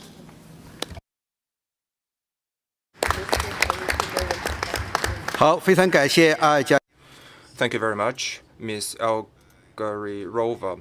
Thank you for your wonderful speech. We have recognized that the effective implementation of the GBF will require the complementary capacities of the UN system and as well as regional commissions. I count on your support in this regard. Last but not the least, I would like to invite the CEO and chairperson of the GEF, Mr. Carlos Manuel Rodriguez. You have the floor, sir. Thank you, Mr. President, Excellencies, delegates, dear friends. The 8th replenishment of GEF Trust Fund was a record-setting, with 30 countries jointly pledging more than $5.3 billion towards programming during the upcoming GEF 8 period within 2022 and 2026. The biodiversity component of this strategy received almost $2 billion for programming in the GEF 8, making it the single largest focal areas in the history of GEF, with almost 40% of the total replenishment amount. In absolute terms, it reflects a 50% increase in funding allocated to biodiversity compared to the previous period of GEF-7 of $1.2 billion. When the real markers are applied to all projects, as much as 60% of the entire replenishment will be assessed as having contributed to the implementation of the GBF. The GEF-8 biodiversity strategy reflects the priorities of the draft post-2020 global biodiversity framework, and it responds to several major global studies on biodiversity crisis, including the Dasgupta review, the 5th Global Biodiversity Outlook, and the recent IPBES Global Assessment. GEF-8 will support CBD implementation and the GBF through the biodiversity focal area strategy, complemented by a set of integrated programs, which in their entirety will provide a comprehensive response to the drivers of biodiversity loss and reflect the evolution of GEF's biodiversity portfolio towards integrated landscapes and seascapes management. Objective 1 supports integrated landscapes and seascapes management, as I indicated. Objective 2 of the strategy continues to support the capacity building for implementation of the Cartagena and Nagoya Protocol. In response to growing interest in domestic resource mobilization within the CBD process, Objective 3 of the GEF-8 biodiversity strategy aims to assist countries in domestic resource mobilization through the development and implementation of biodiversity financial plans. The GEF Trust Fund family is ready to perform and deliver in the outcomes of this COP. Thanks, Mr. President. I thank you, Mr. Rodriguez. GEF, as the institutional structure to operate the financial mechanism of the convention, it plays a fundamental role in implementing the post-2020 framework. I thank all the speakers in this round for answering the question and for expressing commitment and support to the work ahead. That brings us to the end of this cluster, and I'd like to invite the speakers for the next cluster onto the podium so that you can join us on the stage. Speech.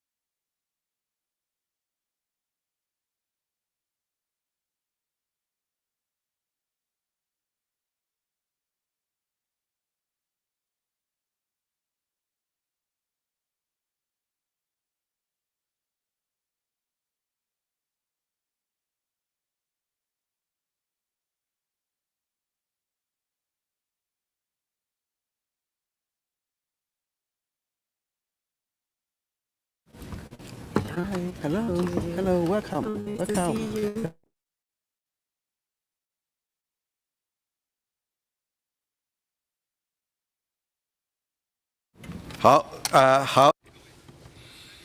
Distinguished ladies and gentlemen, for our second cluster, I have invited the leaders of key conventions to answer the following question.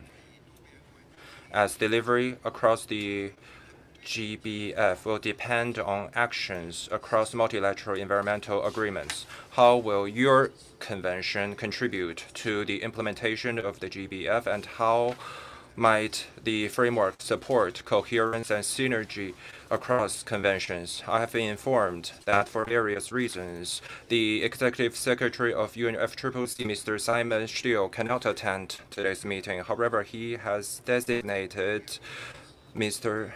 Daniel Audio to speak on his behalf. I give the floor to you, sir. Thank you, Mr. President. Good morning, Excellencies, distinguished delegates, colleagues. It's wonderful to be here at a different COP, giving us the space to see how we can build on the interlinkages between our conventions. Having said that, we feel the pressure. What you agree here will have enormous implications for the UNFCCC. If we do not have a robust and ambitious long-term goal in the global biodiversity framework, it will be very difficult for us to tackle the climate crisis, maintain the limits and achieve the goals of the UNFCCC Paris Agreement. We are here to tell you that UNFCCC can and will contribute to the implementation of the global biodiversity framework to be adopted here at COP-15. 1/3 of the climate solutions can come from management, conservation, and restoration of different land and marine ecosystems. Nature is essential to maintain the 1.5 limit and to generate resilience. To address the interlinked crisis, we require a systemic approach that would catalyze investments and policy frameworks to become net zero emissions, nature-positive economies, and resilient societies. Generate welfare for citizens, jobs and growth, but within our planetary boundaries. The nature-positive economy could create 395 million jobs by 2030. And finally, generate solutions that offer support to the countries and communities that have done little to create the problems. In Glasgow and Sharm el-Sheikh recently, reference to the importance of nature were included in the cover decisions. Within the action agenda, we also saw pledges, partnerships and initiatives to protect and restore nature and transform our food systems. At this COP, you are facing many challenges we have faced as well. As we did build on in accountability mechanisms on pledges and commitments, ensure those protecting the global goods are able to access support. We will commit to supporting this by drawing out on the interlinkages with nature in the global stocktake next year at COP28. In addition to this, we want to commit to helping you with driving the transformational finance agenda. We know we need to unlock for greater sum of finance if we are to tackle this problem before it is too late. We look forward to convene this early next year as well. And finally, if the global community must change how it interacts with nature, then it must change how it interacts with indigenous peoples and local communities. Let's diversify the knowledge that can enrich adaptation policy and practices. The work of our Rio Convention can be a collective force to help reach these goals. We commit to taking this on as the chair of our joint action group next year, and we will build a common vision of where we need to be and how it's possible as a global community to get there. Thank you very much, Mr. President.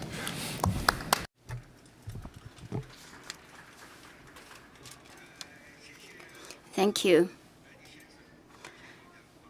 Sir, thank you for your remarks. The success of implementing of the framework rests on common understanding by the global community of the scale and urgency of the biodiversity crisis and its interlinkages with climate change. Thank you very much for your support. Now I'd like to give the floor to Mr. Ibrahim Thiaw, Executive Secretary of the UNCCD. The floor is yours, sir. Merci beaucoup, Monsieur le Président. Thank you very much, Chair. And I must say that it is a pleasure to be at a COP that we are not organizing. And I wish every success to my colleague, Elizabeth, and her team as a whole. The UNCCD Secretariat is hopeful that nations can agree on a strong and ambitious global biodiversity framework. this is not only important for the Convention on Biological Diversity, but it is equally important for the UNCCD, the Convention on Land, as much as for the Climate Convention and many other conventions that are here. So I'm grateful that the organizers have agreed to invite us in this podium. If negotiators succeed this framework, it can amplify the successes of the other conventions, including the Rio Conventions, but also the Convention on Wetlands, on Forests, on Oceans, and mountains, and so forth. But in turn, these conventions can amplify the success of the framework itself. This can only be good news for healthy land, for healthy biodiversity, and for climate, amongst others. We feel as UNCCD that healthy land is central to many conventions. If we restore the health and productivity of terrestrial ecosystems, we protect habitats, we store carbon, and we build the resilience to climate change. We already have commitments to restore 1 billion hectares of land, degraded land, by 2030, with almost half of these under the land degradation neutrality targets. Having goals and targets under this framework accelerate action on land restoration and drought resilience in an integrated manner would be hugely helpful in meeting these targets. And of course, if we meet these targets on restoring land, we deliver a huge win for biodiversity, for climate, and for species conservation. The 30 by 30 goal, or whatever it is called, under negotiation is of particular importance to healthy land, and I hope nations can adopt it in a manner that meets everybody's needs. It is also crucial that we break out of silos and deliver together. UNCCD parties have already agreed to explore integrated action within multilateral environmental agreements on sustainable land management, ecosystem-based approaches, and nature-based solutions. But we must march shoulder to shoulder in the right direction to ensure a sustainable future. If nations align their land degradation neutrality targets, the nationally determined contributions under the Climate Convention, and the new biodiversity targets, we can close the gap between commitments and action. We can protect the land, we can protect biodiversity, and we can protect ourselves from climate change for the good of everyone, everywhere. Thank you.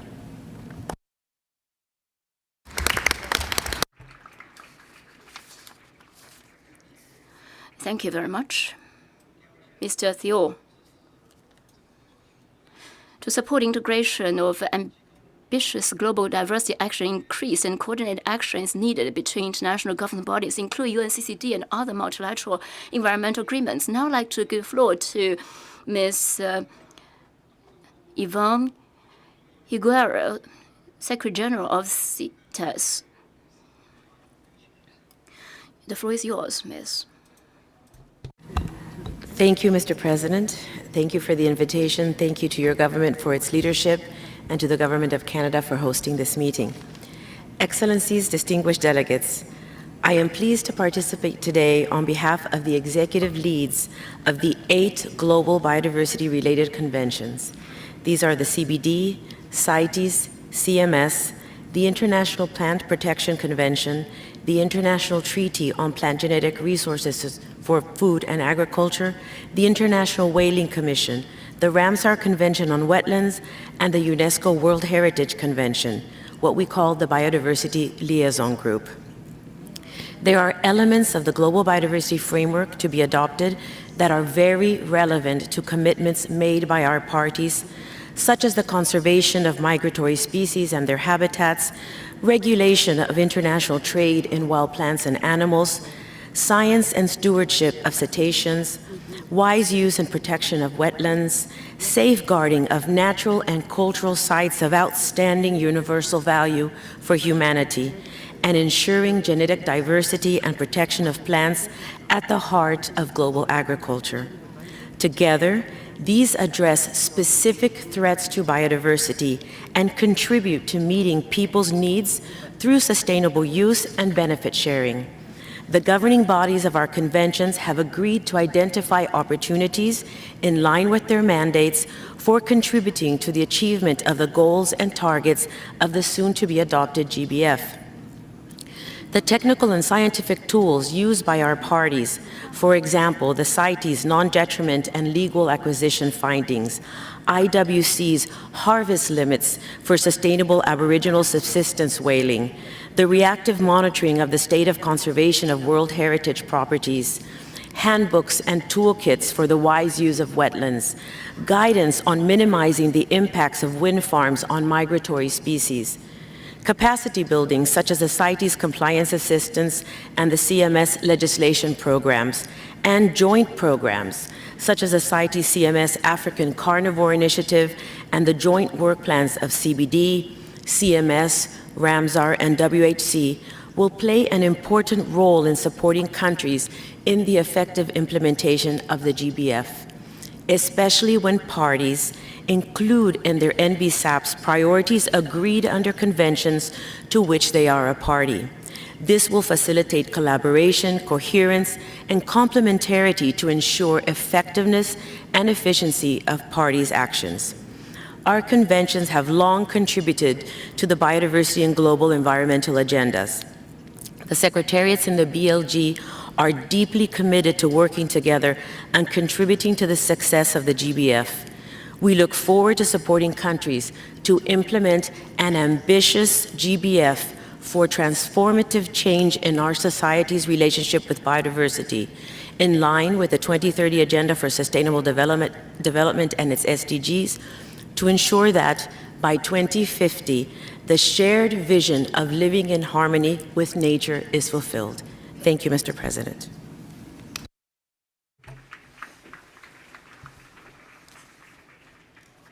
Thank you, Mr. Guilbeault. We do counter work on biodiversity-related conventions to implement action at the national, regional, and international levels in order to reach shared goals of conservation and sustainable use that will support the implementation of the post-2020 GBF. Finally, it's my pleasure to invite Miss Monica Stankiewicz, Executive Secretary of the Minamata Convention. So the floor is yours, Mrs. Stankiewicz. Thank you, Mr. President of COP-15, Excellencies, distinguished delegates and colleagues. I would like to express my heartfelt gratitude to the government of the People's Republic of China for its COP presidency and to the government of Canada for hosting the COP. I'm very pleased to draw your attention to a landmark decision of the fourth meeting of the Conference of the Parties of the Minamata Convention Mercury, which was held in March this year, where the interlinkage between mercury pollution and biodiversity loss was recognized. The COP also set a concrete pathway for achieving synergy and coherence across the Minamata Convention, the CBD, and other biodiversity-related conventions. Mercury is an extremely toxic pollutant that accumulates in food webs, also known as quicksilver. Mercury was once hailed for its qualities as an essential component of medical and research instruments, as catalyst of industrial processes, as gold amalgamator, and for many other uses. As a result, the atmospheric levels of mercury are nowadays 450% above natural levels. Mercury impacts physiology and survival of animals across different taxa and puts further pressure on species that are already under pressure from other drivers. From the tropical forests where mercury is used in artisanal small-scale gold mining to the depths of our oceans, or from industrialized areas burning coal to the high Arctic, mercury impacts the provision of food, air filtration, water purification, and traditional and cultural values, as well as the livelihoods and health of hundreds of millions of people. Implementing the Minamata Convention means addressing this global pollutant throughout its entire life cycle. Through the efforts of ever-growing scientific community, networks exist that continuously monitor and model environmental levels of mercury around the globe. Such information can be readily provided to support monitoring framework under the Global Biodiversity Framework. There are multiple opportunities for effective collaboration across conventions to achieve the strong post-2020 Global Biodiversity Framework. This could include cooperation with UNCCD on land degradation caused by mercury from artisanal gold mining, with CMS on mercury and migratory species, and with CITES on best practices to combat illegal trade of mercury. Excellencies, distinguished delegates and colleagues, the post-2020 Global Biodiversity Framework that is truly ambitious on all fronts will serve to amplify our common goals of protecting biodiversity and ending chemical pollution. The Minamata Convention stands ready to contribute to the vision of a world of living in harmony with nature, and I personally look forward to strengthening the ties with the CBD and other biodiversity-related conventions. I wish you all a very fruitful COP-15.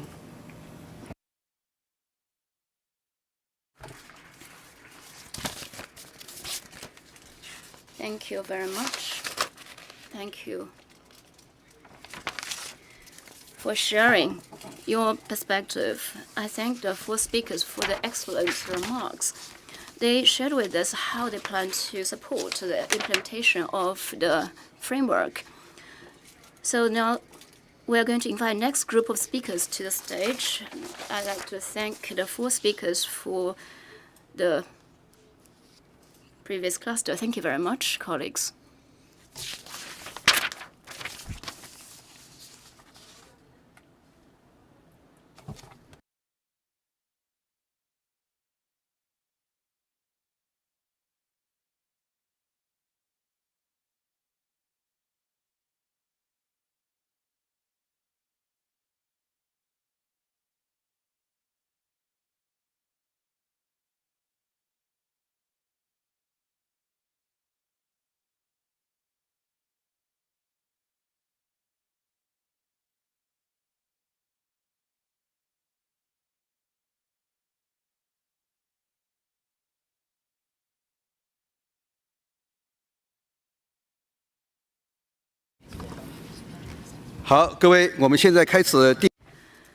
Dear colleagues, we're going to start the third cluster of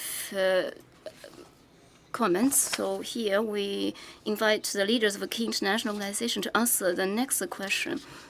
International organizations will be critical to help to drive delivery of the global diversity framework. How will your organization help galvanize urgent action to deliver on the framework?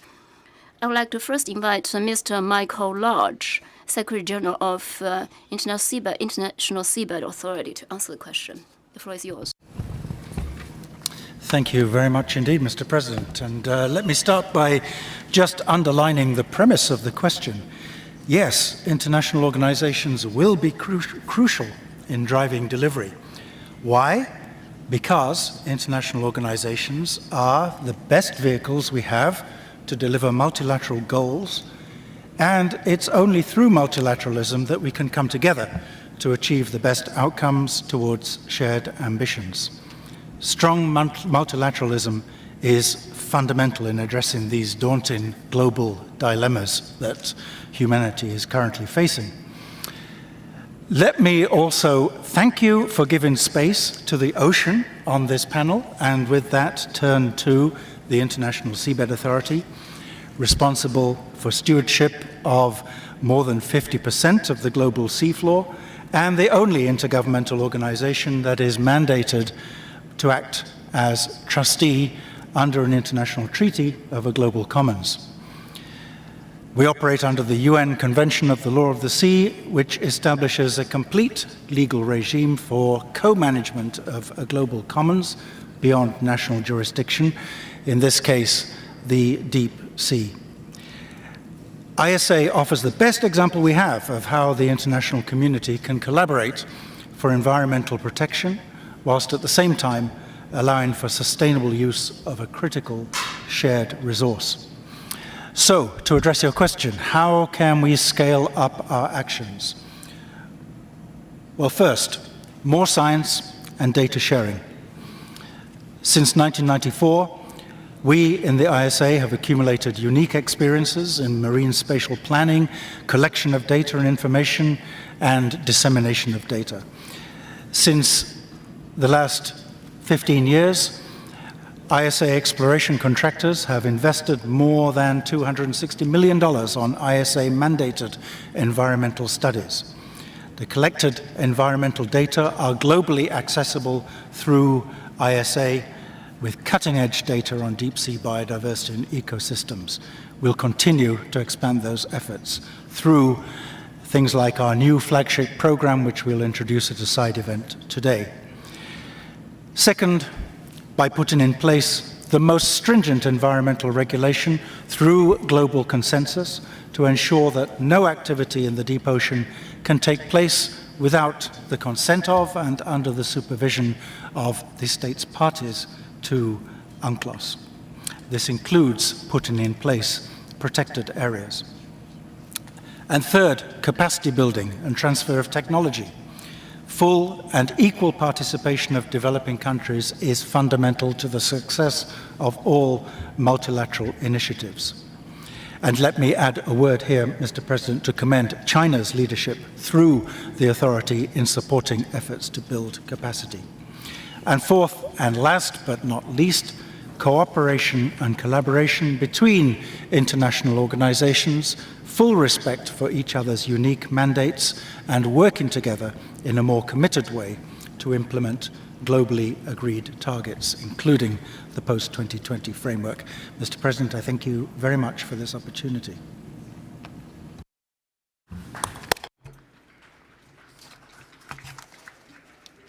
Thank you, Mr. Lodge, for sharing with us the importance of deep-sea biodiversity and its protection for the implementation of the framework. Now I'd like to invite Dr. Monique Elliott, Director General of the WAH. The floor is yours. Thank you, Mr. Chair, Madam, for the invitation to join you today. Excellencies, ladies and gentlemen, the main drivers of the biodiversity loss are linked to human activities, such as exploitation of natural resources, land use change, and climate change. These traits also contribute to disease emergence. As seen with several recent disease crises, we all know that wildlife is a reservoir of pathogens to humans and domestic animals. But that is not a one-way street. Responsible and science-based action must reduce risk of spillover between both animals and humans, while avoiding additional adverse actions against wildlife and addressing the paradigm of protect the health of wildlife and people in tandem. The World Organization for Animal Health is well known for its standards to improve the health and welfare of domestic animals. However, our mission is more holistic, and our engagement in wildlife health has been established with the adoption of a wildlife health framework by our membership. This aligns well with the goals of the post-2020 Global Biodiversity Framework that aim to reducing threats to biodiversity, meeting people needs through sustainable use of biodiversity, and providing tools and solutions for its implementation. However, achieving such ambitious goals requires real transformative change in the way we treat nature and the way we operate in each of our respective sectors. It also requires collective actions through effective collaboration. The World Organization for Animal Health is also strongly committed in the Quadripartite Alliance for One Health, established with WHO, FAO, and UNEP, to collaborate to drive the change required to mitigate the impact of current and future health challenges at the human, animal, plant, environment interface.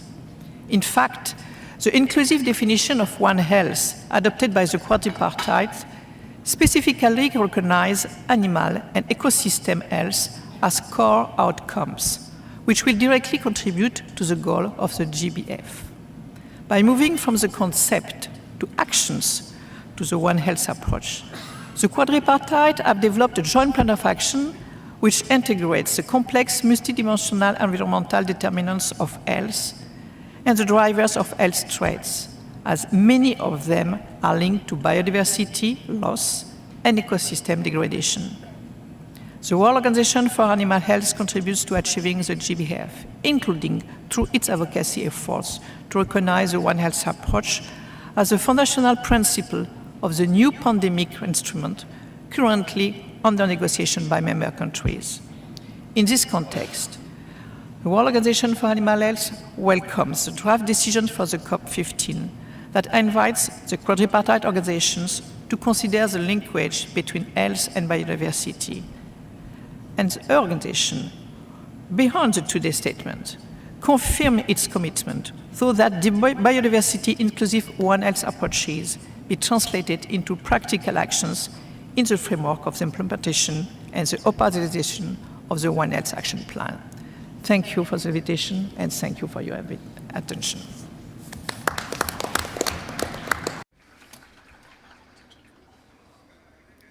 Thank you, Dr. Elliott, for sharing with us how the World Organization for Animal Health will galvanize urgent action to deliver the global biodiversity framework.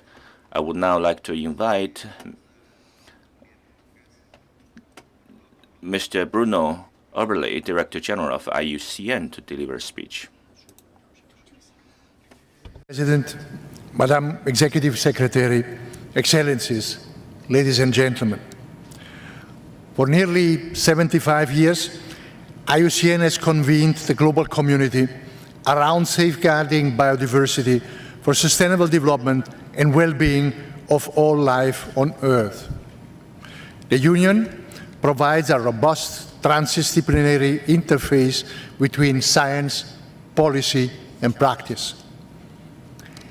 As we move to the implementation of the framework, its goals and target, IUCN data, products, standards, and tools such as the IUCN Red List of Threatened Species, the Red List of Ecosystem, the Green List of Protected and Conserved Area Standard, and the IUCN Global Standard for Nature-Based Solutions, among others, inform conservation action at national and international level. These data sets are used by government and other actors not only to define quantitative targets and measure progress towards global goals for nature, but also they are backed by the expertise of our wide networks of experts all over the world. Excellencies, CBD COP-15 offers a unique historical opportunity to set a clear path towards a nature-positive society and economy by 2030. For this to happen, we must secure a bold, ambitious, and practical post-2020 global biodiversity framework here in Montreal. But clearly, we also need mechanisms to regularly track how well or how bad we will advance in implementing the action targets under the framework so that we can adapt and change course if and as necessary. Accountability is key. Governments, and indeed all actors, must be responsible for the commitments made and answerable for negatively impacting biodiversity. The IUCN Contribution for Nature platform allows IUCN members, state members and non-state members to document where they are undertaking or planning to undertake conservation and restoration concrete actions. This effectively constitutes a repository for IUCN constituents to document their intended contribution not only to the IUCN own Nature 2030 program, but also to other conservation frameworks and agreements, such as the Global Biodiversity Framework, the Paris Agreement, and the Sustainable Development Goals. In ending, let me reiterate IUCN commitment to continue to support parties and other actors to step up conservation action as we strive to achieve a vision of living in harmony with the planet. Thank you.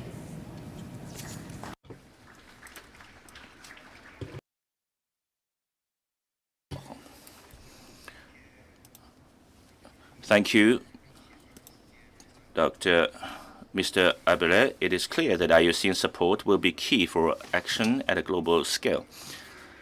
Excellencies, distinguished delegates, our theme discussion will end here. I would like to thank once again our speakers, our panelists today for sharing with us your commitment and support towards the effective and rapid implementation of the post-2020 Global Biodiversity Framework. Before moving to our next agenda item on the program,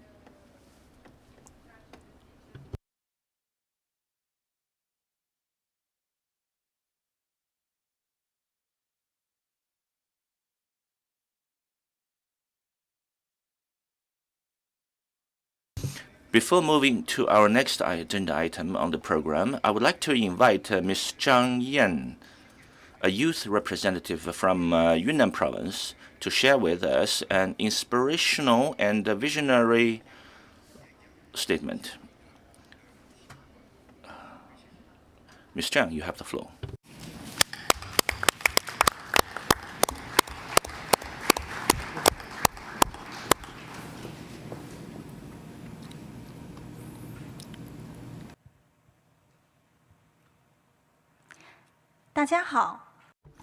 Hello everyone, my name is Zhang Yan.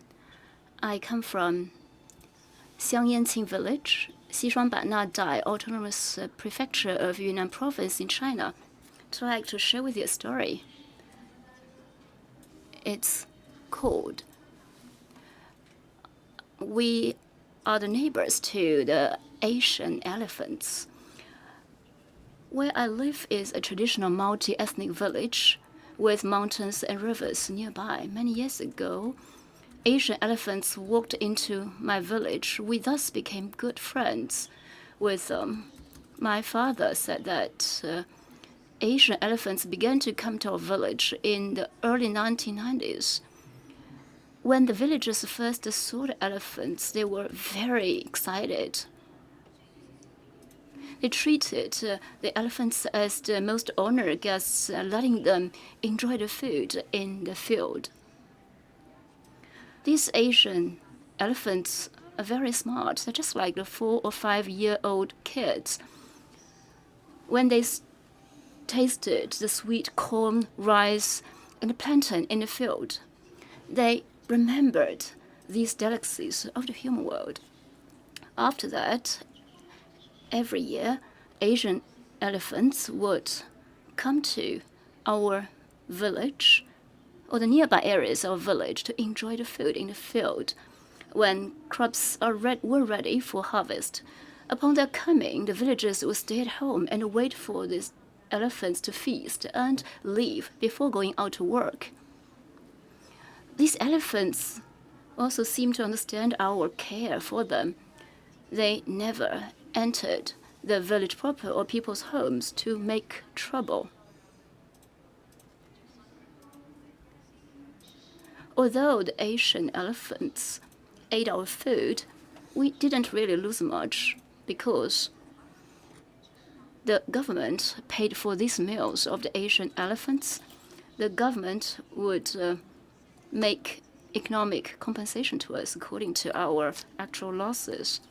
In order to further protect these elephants and to ensure village safety, in 2015, the government relocated our whole village to a more densely populated area with better access, which has very much improved our living conditions.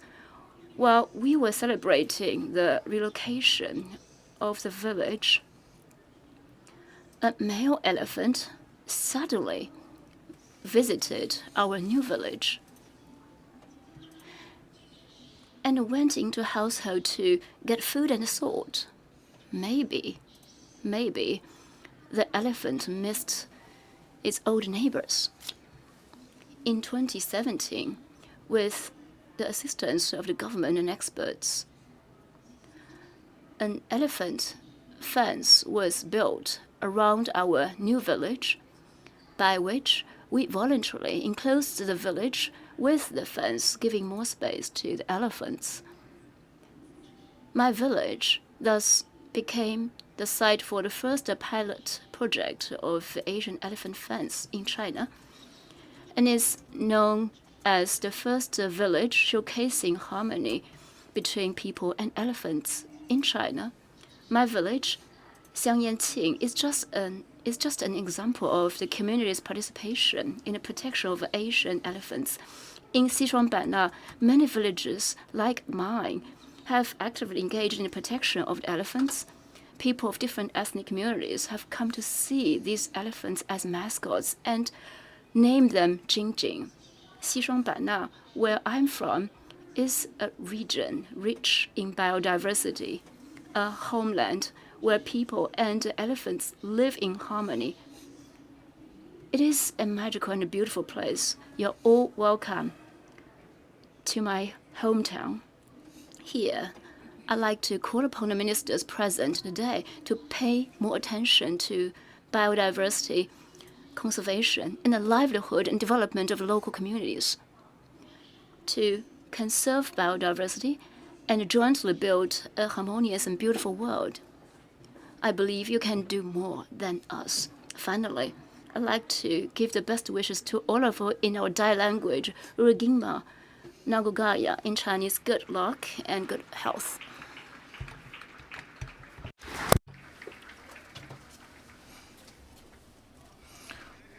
Thank you very much, Ms. Zhang, for the inspirational message. Excellencies, distinguished ministers, participants.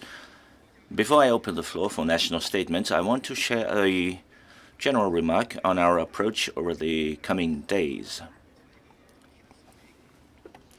I plan for a two-track approach to include ongoing technical negotiations and ministerial consultations.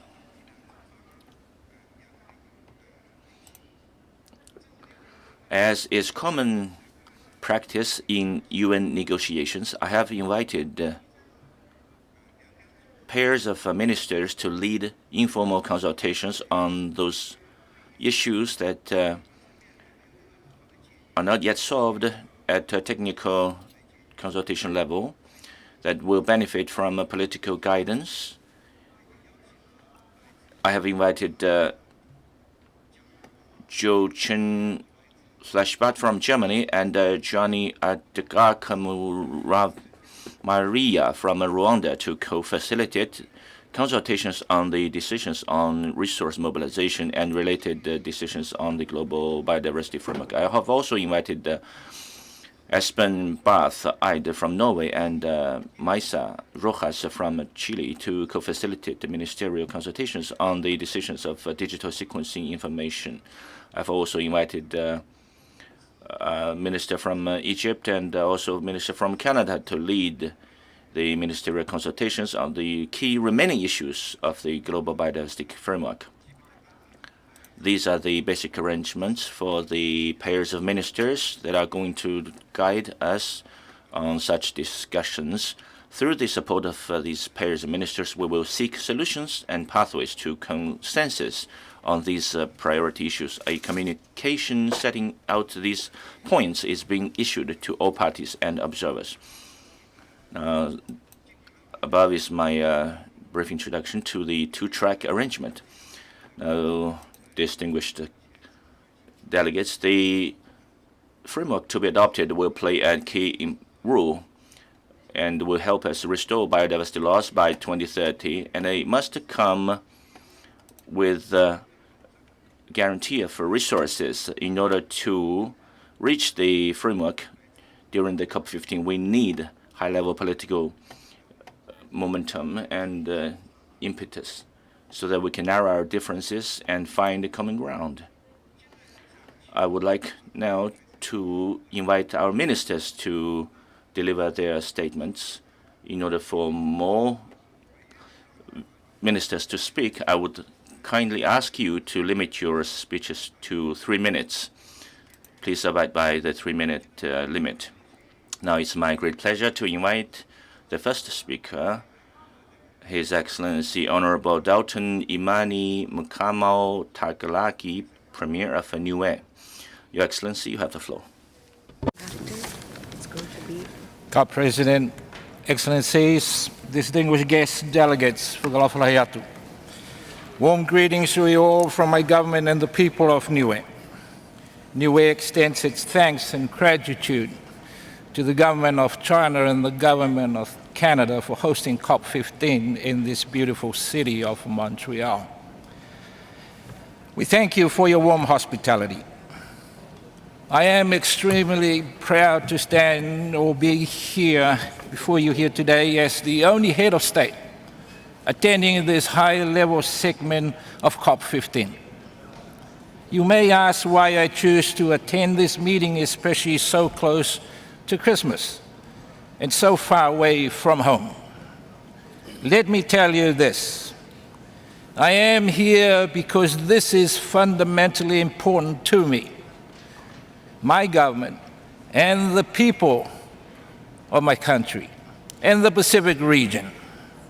I am here because I am proud of the work Niue is doing, motivated by the legacies and responsibilities passed on from our ancestors, so that our people and our future generation can sustain the strong foundations that our ancestors have set for us all. Every nation aspires to be better and serve their people, to do better, to be successful, and to be prosperous.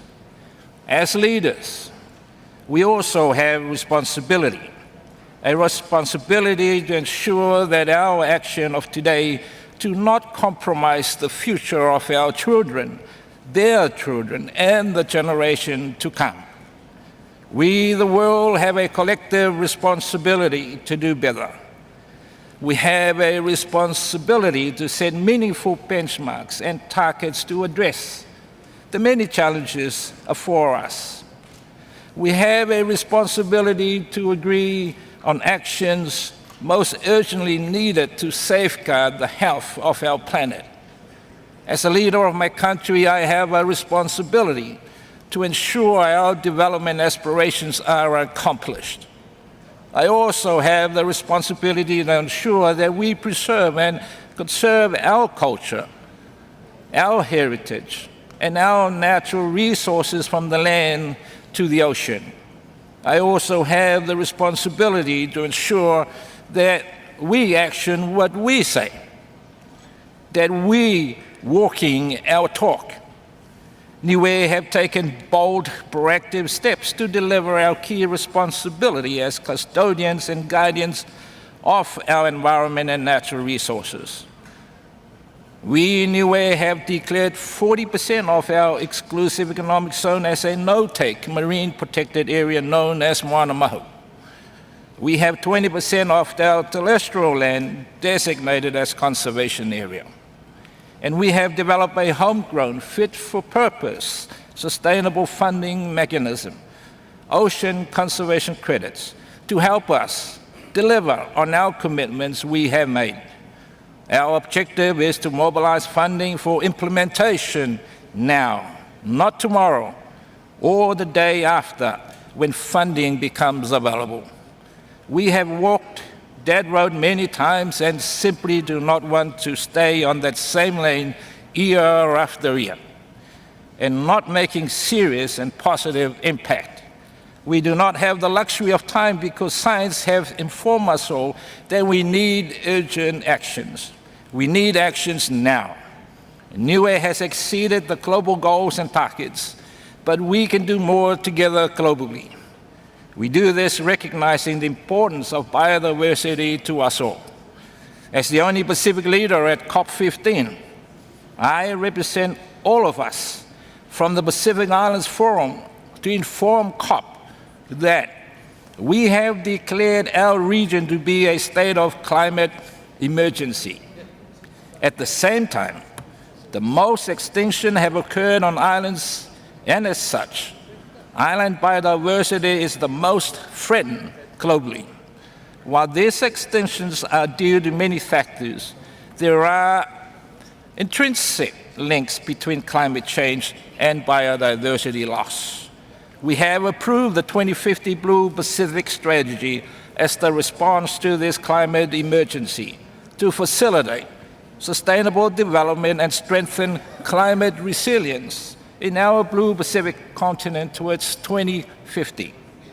One of the 7 thematic areas under our 2050 strategy is environment and ocean, which includes biodiversity conservation. We have charged our regional agency to facilitate a broad consultative process that will finalize an implementation plan and revise regional architecture for the strategy. There is a strong and urgent need to recognize the nexus between climate change and biodiversity. I am aware that there are some parties who are reluctant to recognize the connection between UNFCCC and CBD. Science, traditional knowledge, and common sense say otherwise. The UN Decade for Ecosystem Restoration clearly advocates that we need to address a triple emergency. The global biodiversity framework must be approved, a document of its time, and to fully integrate the triple global priorities of climate, biodiversity, and pollution. We have come to COP-15 expecting a global biodiversity framework that will set clear targets and guide how we all address biodiversity into the immediate future. Regionally, we have integrated within our regional framework for nature conservation from 2021 to 2025 what we have anticipated to come out of COP-15. We cannot fail to deliver on global biodiversity framework. Let's not fail to deliver, because we cannot agree on the mechanisms and modalities for financing. We already have funding mechanisms and modalities in place. Strengthen and enhance the existing modalities to deliver immediate actions. Be innovative, be bold. Let's make it happen here in Montreal and deliver on the global biodiversity framework, or we're just wasting everyone's time. I thank you very much, Chair. Merry Christmas and God bless us all.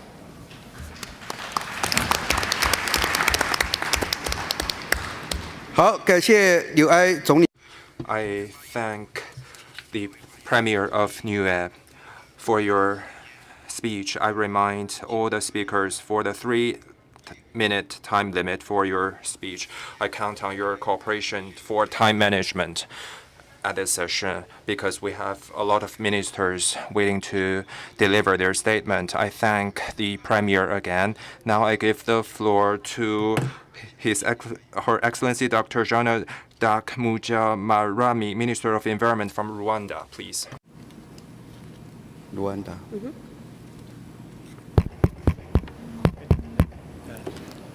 Excellencies, ladies and gentlemen, first of all, I express my appreciation to the government of China for your leadership through the COP-15 presidency, and the people of government of Canada for hosting us here in this beautiful Montreal. In Rwanda, we understand that our shared prosperity depends on our relationship with nature. That is why the environment sits at the heart of our Vision 2050 Climate Action Plan and Green Growth Strategy. Here in Montreal, we have a once-in-a-generation opportunity to protect and restore biodiversity and reset our relationship with nature. We must put nature first, address unsustainable consumption, and agree on a new global biodiversity framework that protects all life on Earth. We can achieve our framework with specific targets, commensurate financing, technical support, and technology sharing if we work together across borders and boundaries. In Rwanda, we are playing our part to ensure biodiversity is on the road to recovery by 2030. We are expanding our national parks to contribute to the global target of 30% of land and sea under protection by 2030. and 50% by 2050. We are maintaining our growing our forest coverage, which is currently 30.4%, to increase carbon stocks and habitats. We are protecting endangered species, including the majestic mountain gorilla and the eastern black rhino. As we define a biodiversity framework fit for the future, the Commonwealth Blue Charter and the Living Lands Charter are valuable tools to strengthen our commitment to nature. I take this opportunity to encourage nations to join the High Ambition Coalition to end plastic pollution. An ambitious and effective legally binding treaty to end plastic pollution by 2040 will result in enormous benefits for both biodiversity and people, and time is now. I thank you very much for your kind attention.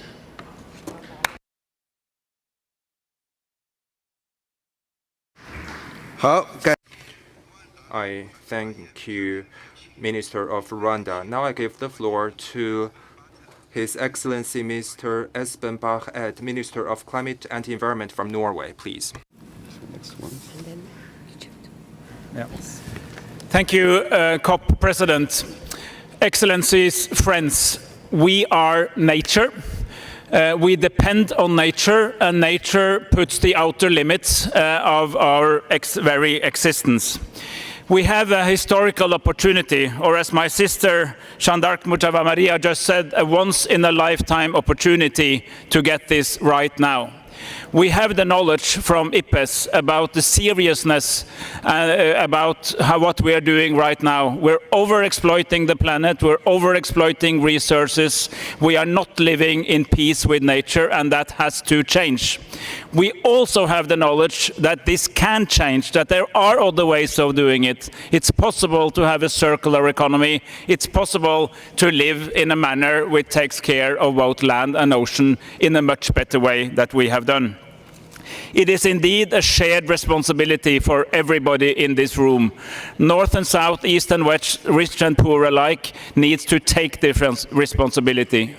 We also need to cooperate because some of us have more resources, and I want to say that I think that the only way that we can have a successful outcome of this meeting is that we simultaneously progress on ambitions, including not only goals but also measures by which we will reach those goals, but at the same time make sure that we have serious progress on resource mobilization.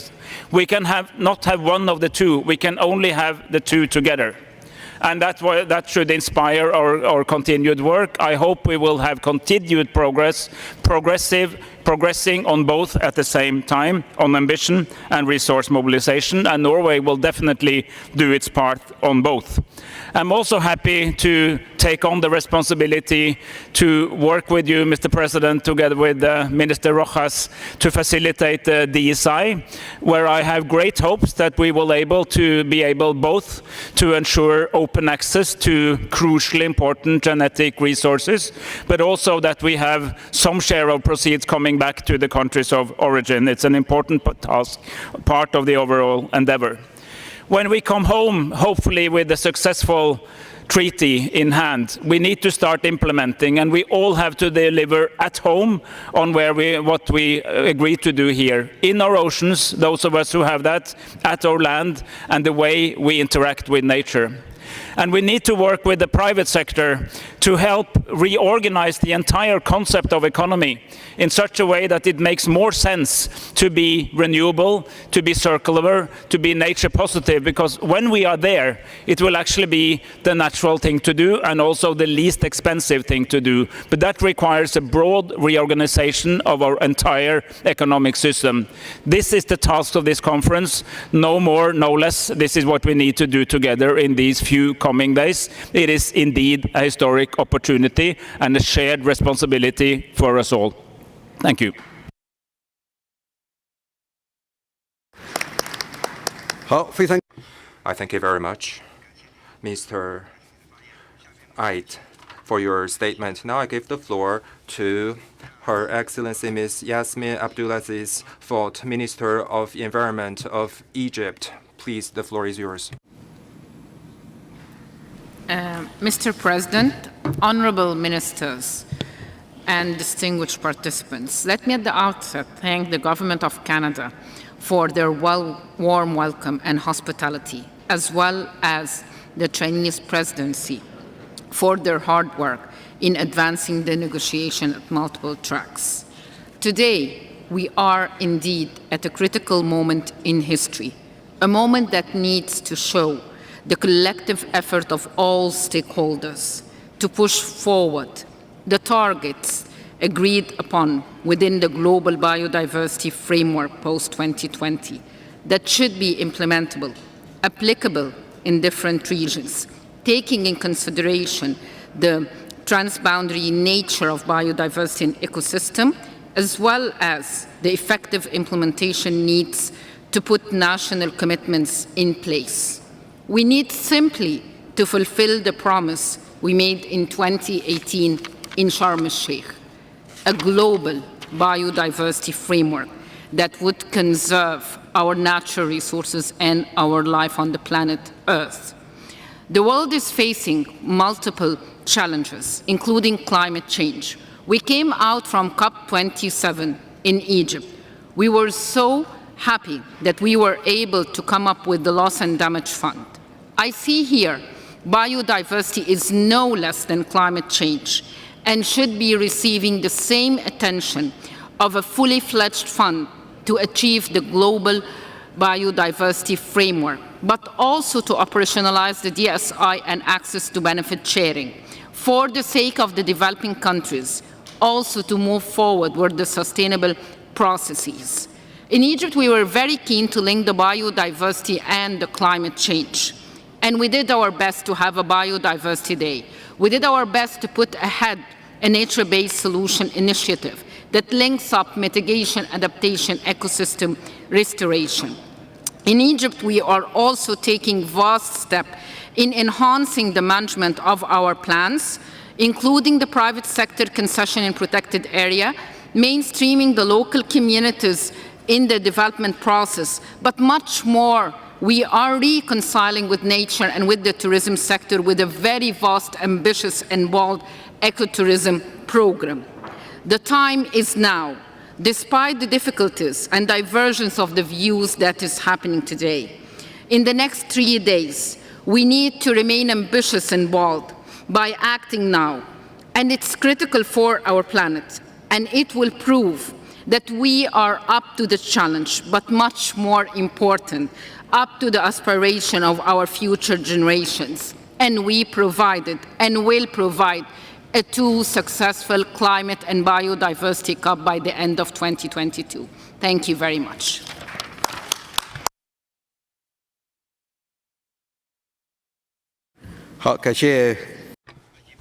I thank you, Minister from Egypt, for your statement. Now I give the floor to His Excellency Mr. Lee James Taylor White, Minister of Water, Forests, the Sea and the Environment of Gabon. Merci, Monsieur. Thank you, President of the COP.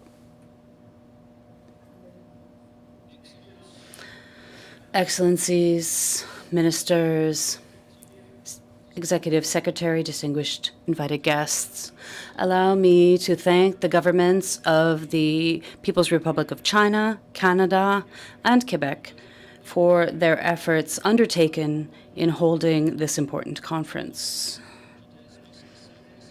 I also express my sincere congratulations to Madam Executive Secretary and her team for their continued commitment. 30 years ago, the international community came together to launch the Convention on Biodiversity. Today, climate change, biodiversity loss, and pollution are forcing us to adopt an ambitious, transformative, and achievable framework. Science, through the IPBES, has alerted us to the fact that 1 million flora and fauna species are threatened with extinction. Excellencies, ladies and gentlemen, Gabon is committed to the protection of its natural heritage. After 5 decades of constant work, we now have forest cover of 88% of our territory, with a deforestation rate of less than 0.1%. We have a net absorption rate of 100 million tons of carbon per year, and 22% of our land and 27% of our maritime areas are protected, and we are aiming for 30% before 2030. We are here as representatives of our governments to agree transformative action for our planet. The boldness of our ambition must match the scale and urgency of the crisis we face. Time is critically short, and if we all agree today just partial solutions, we are heading for biodiversity collapse. COP-15 is a unique opportunity to change the course of history by permanently valuing the services that nature provides. The sustainable, just, and equitable society we aim to build requires sacrifices that we must make here this week. Ambition cannot only be for those with high biodiversity, but also for those with thriving economies. I therefore call on developed countries to lead the way in mobilizing resources, and on developing countries to assume our status as stewards of global biodiversity. Together we need to build a flexible but robust reporting framework to regularly account for and evaluate our action, including finance. We should aim to mobilize the equivalent of 1% of the world's GDP for nature, instead of continuing to spend nearly $1 trillion on subsidies for activities with significant environmental footprints. Finally, dear negotiators, no one will succeed in these negotiations if nature is not at the heart of our decisions. Let us step out from our individual comfort zones to find solutions together before we irreversibly cross planetary boundaries and ecological tipping points. Let us be brave for nature together and not settle for half measures. Thank you.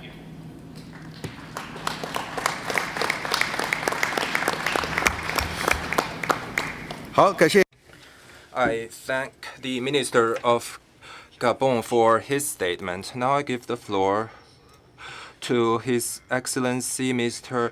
Virginijus Sinkevicius, Commissioner of the EU, and His Excellency Dr. Ladislav Miko, Special Envoy for International Negotiations. The floor is yours.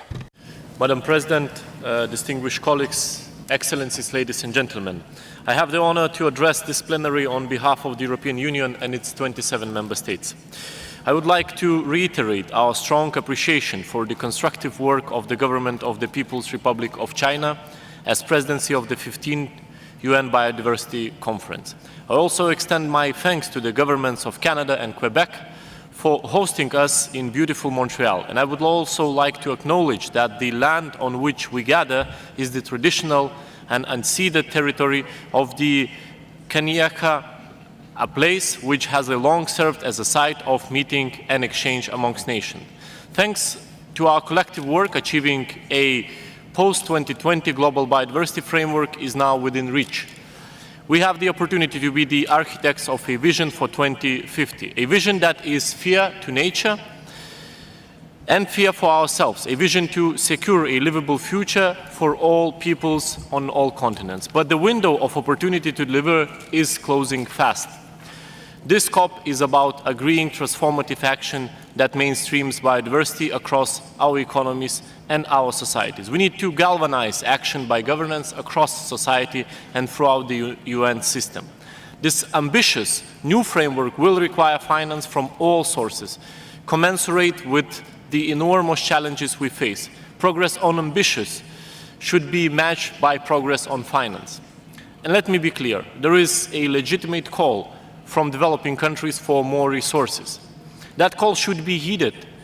The transition to nature-positive societies will require more resources than we currently see on the table. The EU and its member states are ready to do their share, and so should also other partners. As we call for new efforts to halt and reverse biodiversity loss, human conflicts are causing new and additional damage to lives and the environment. We condemn the strongest possible terms the Russian Federation's war of aggression against Ukraine, and we reiterate our demand that it immediately ceases all military actions. Distinguished colleagues, we cannot be distracted from our course, a course of recovery for our planet. It is time to listen. It is time to find lasting joint solutions to challenges that spare no country. It's time to act. Let's find the courage to do what's right and deliver the agreement we need. Excellencies, ladies and gentlemen, I feel privileged to join the voices of many ambitious leaders on this occasion as a current Czech presidency. Our world is in the middle of a deepening nature crisis. The irreversible loss of biodiversity is accelerated by human-induced climate and environmental change. Our planet's health is directly linked to our own survival, as we intrinsically depend on the nature services. We must find a way to protect effectively at least 30% of both land and oceans by 2030. The new GBF should also include a quantitative target for ecosystem restoration. The EU favors a broad approach to bring under restoration 3 billion hectares of land and 3 billion hectares of oceans.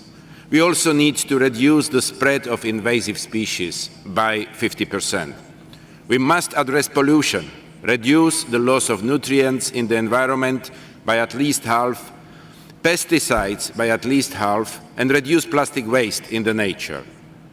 While we do look for the new ways of financing the protection of biodiversity, we should also review current financial flows, some of which actually exacerbate biodiversity loss. All these goals taken together are very ambitious, but I am confident we can reach a strong outcome based on scientific knowledge and balancing the needs of all countries. The European Union commits to be a constructive, result-oriented partner in designing the new, ambitious framework. Thank you.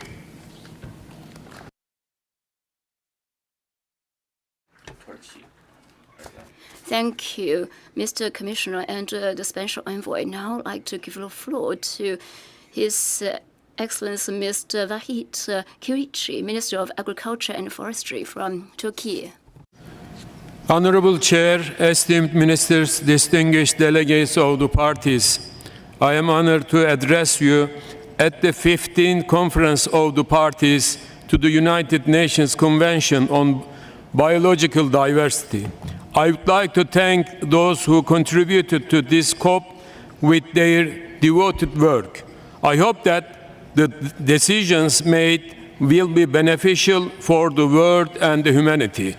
Problems such as climate change, pandemic, and pollution seriously threaten the nature, livelihoods, and the well-being of people.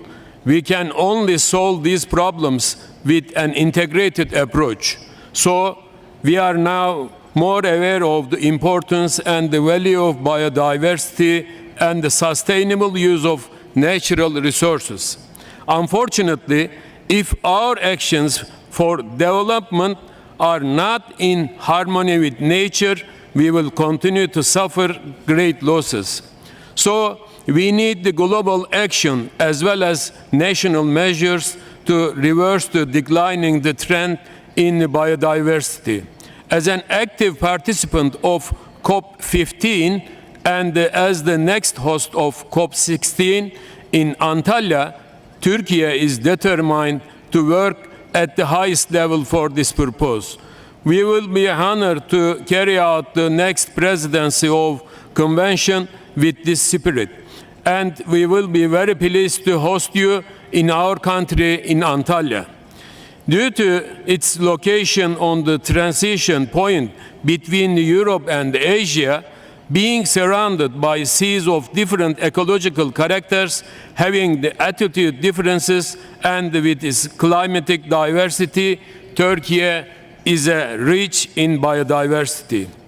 Being aware of the responsibility of having such a rich biodiversity, we continue to work with the great determination to protect and pass it on the future generations. In this context, we have included the biodiversity conservation in national development plans.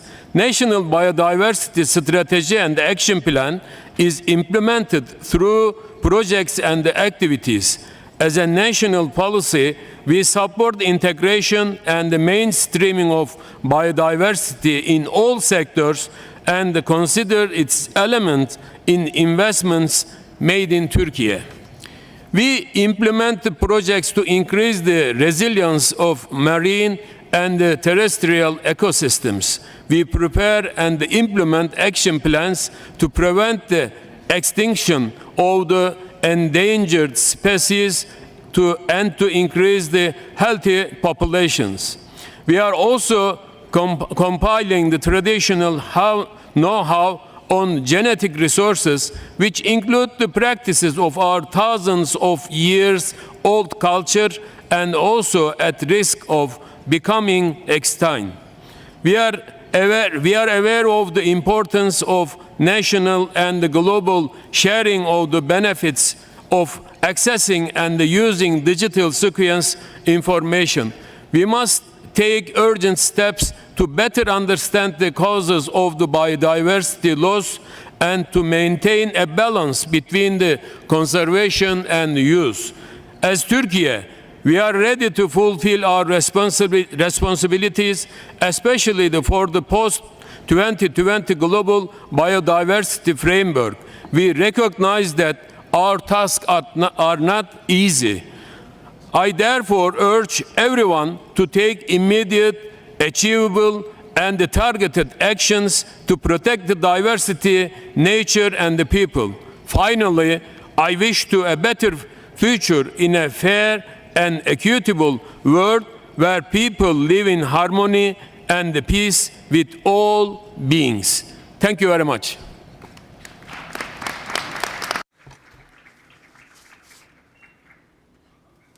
Thank you. Minister from Turkey, thank you for your speech. Now I'd like to give the floor to His Excellency Mr. Malcolm Yunnan, Minister of State for Heritage and Electoral Reform. The floor is yours. Excellencies and distinguished delegates, it is with a sense of urgency and deep concern that I address you today at what is the most important Global Biodiversity Summit for over a decade. Nature is in peril. The complex web of life on which we all depend, the product of 3.6 billion years of evolution, is deteriorating before our very eyes. And we do not have another decade. We simply don't. Ireland is committed to supporting negotiations for an ambitious global biodiversity framework that will halt and reverse biodiversity loss. But we are not waiting for these negotiations to act. We have increased funding for our key biodiversity agency by 85% in 3 years and doubled its staffing resource. We have grown our international biodiversity spending to €15 million and are committed to scaling up biodiversity finance further. We have pioneered high nature value farming schemes that reward real results for nature and for people. We have commenced the ecological restoration and rehabilitation of almost 100,000 hectares of raised and blanket bog. We have brought our marine protected areas from 2.3% to 8.3% in 2 years by designating 3 million hectares, and we are on track to reach 10% in 6 months. Just this week, we have approved a new bill to provide for national level marine protected areas, which will ensure we achieve 30% protection by 2030. We have developed a national business and biodiversity platform to engage the private sector. We have initiated innovative deliberative democracy processes, a citizens' assembly on biodiversity loss, and a world-first Children and Young People's Assembly. And we are currently developing our 4th National Biodiversity Action Plan under our CBD obligations, which will integrate all of the above as well as our further ambitions to engage with the EU's nature restoration law and protected area targets and the outcomes of this summit. Next year, I hope to put the plan on a statutory footing. Like many countries, we have a long road yet to travel, but through action, passion and determination across government and society, we will get there. The Kunming Declaration sets out our planet's collective ambition for the conservation and restoration of the living world. The weight of that ambition, 550 gigatons of global biomass, our ancient biological inheritance, the very fabric of our common future, is on our shoulders. May we have the strength and the courage to bear that burden and the wisdom to seize its opportunity. I'd like to extend my sincere gratitude to the Government of China and the Government of Canada for hosting this most important of events. Guilbeault Kahirlach.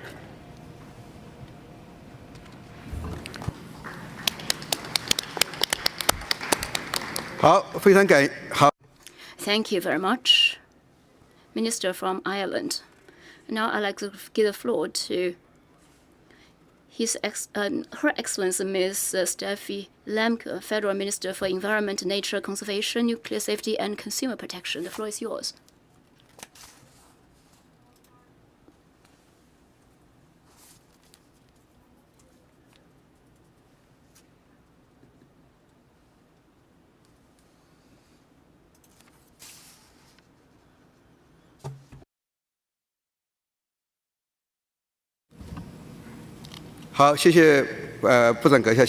Thank you, Minister. Now I'd like to give the floor to His Excellency Mr. Gustavo Manrique, Minister of Environment, Water and Ecological Transition from Ecuador. The floor is yours. Señor Presidente. President, a very good afternoon to you, and thank you to Canada for being an excellent host. Allow me also to thank Canada for organising this conference. Ecuador, as one of the most megadiverse countries of the world, was one of the first to sign the Convention on Biological Diversity. This was in 1993. From then on, we have seen 20 years of great effort and tangible actions to reach the three goals of the Convention in a balanced fashion. First, the conservation of biological diversity. I'm delighted to say that Ecuador met Aichi Goal 11 in conserving a significant area of its land and maritime area within the allotted timeframe. Likewise, during the first 18 months of the presidency of President Blas Mendoza, Ecuador raised by 42% the extent of its protected areas. This includes the new Hermandad protected area in the Galapagos Islands, taking us from 18 million hectares to a much greater figure. Now more than 19% of our national territory is protected as we continue to strive for coexistence between nature and humankind. In addition, today we are setting forth instruments which will define public policy and help with the effective administration of our natural heritage, including a legal framework to establish other effective measures as well as biodiversity monitoring. Second, in terms of the sustainable use of biodiversity, we have constructed a national bioeconomy strategy. We understand that improving the quality of life of the populations who live in protected areas subject to conservation, we understand this is a priority for the government of Ecuador, as well as an opportunity to ensure that all social and economic actors can make a contribution to the sustainable development and the poverty eradication which we need. Conservation in Ecuador has a human face.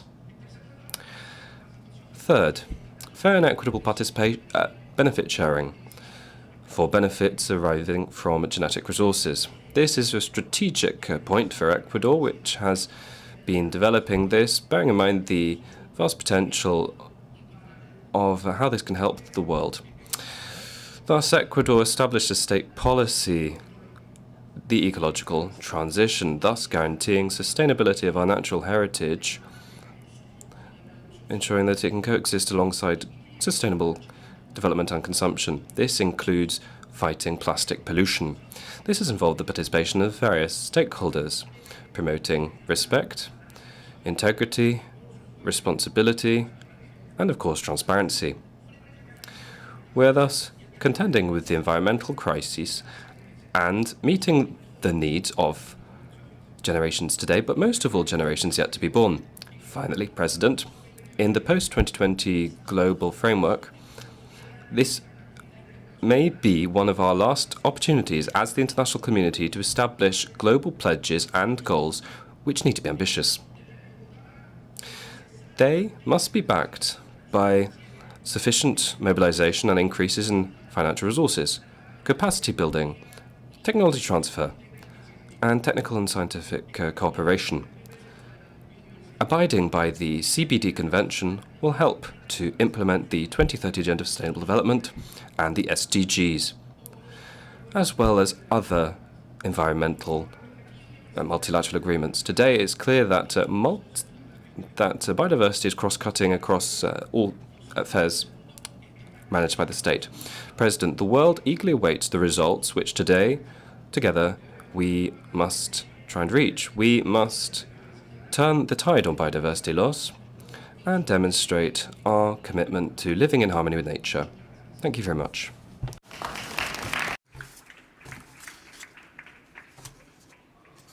Thank you, Minister from Ecuador. Thank you for your speech. Now I'd like to invite the last speaker for this morning, Her Excellency Ms. Steffi Lemke, Federal Minister for the Environment, Nature Conservation, Nuclear Safety and Consumer Protection from Germany. The floor is yours. Ladies and gentlemen, we share this planet with at least 8 million animal, fungi and plant species. Almost all of them could live happily without us humans, but we cannot survive without them. They form the web of life that provides us with food, safe drinking water and clean air so that we can breathe freely. This web helps us fight the climate crisis as it serves as a life insurance. Nature is our life insurance. However, the safety net is disintegrating. 1 million species are threatened with extinction. We humans are the only species that is causing this extinction. And we are also the only species that can stop it. That is why we are here in Montreal, to initiate a trend reversal away from destruction and towards restoration of nature. We want to adopt a new global framework. 3 aspects are important. Firstly, clear goals and targets. We call for at least 30% of the world's land and oceans to be placed under effective protection by 2030. But there is much more to it. We have to tackle all major causes of biodiversity loss with enough ambition to achieve a real trend reversal. While doing so, it is vital to respect the rights of indigenous and local communities. Secondly, the global framework must be translated into bold action, national goals, targets, and measures that match the urgency of the crisis. So far, we have not achieved a single one of our Aichi targets. It is our duty to do things better this time. We need regular monitoring of implementation and, where necessary, ratcheting up our ambitions. Thirdly, the conservation, restoration and sustainable use of nature costs money. Germany will provide 1.5 billion euros per year from 2025 at the latest to support biodiversity conservation worldwide. This means we are doubling our funding, and I'm counting on more donors to follow suit. Ultimately, it's actions that count. not targets or words that only exist on paper. We are doing our homework and we are ready to reach out to our partners. I'm therefore very pleased that we are supporting numerous new initiatives at this COP. For example, the NB-Sub Accelerator Partnership, the Nature for Health program, the work program on financial disclosures.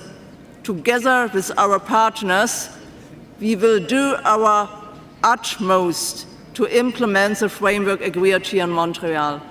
It is time to act boldly, and that is what we will do. Thank you.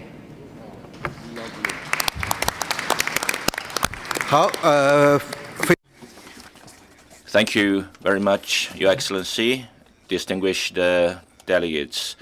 Owing to the constraint of time, we will have to suspend the national statements this morning. We will begin the afternoon session with the statement from the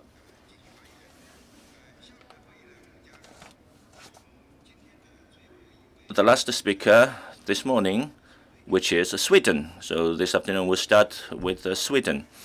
Once again, I call on all of you to manage your time efficiently so as to avoid any delays.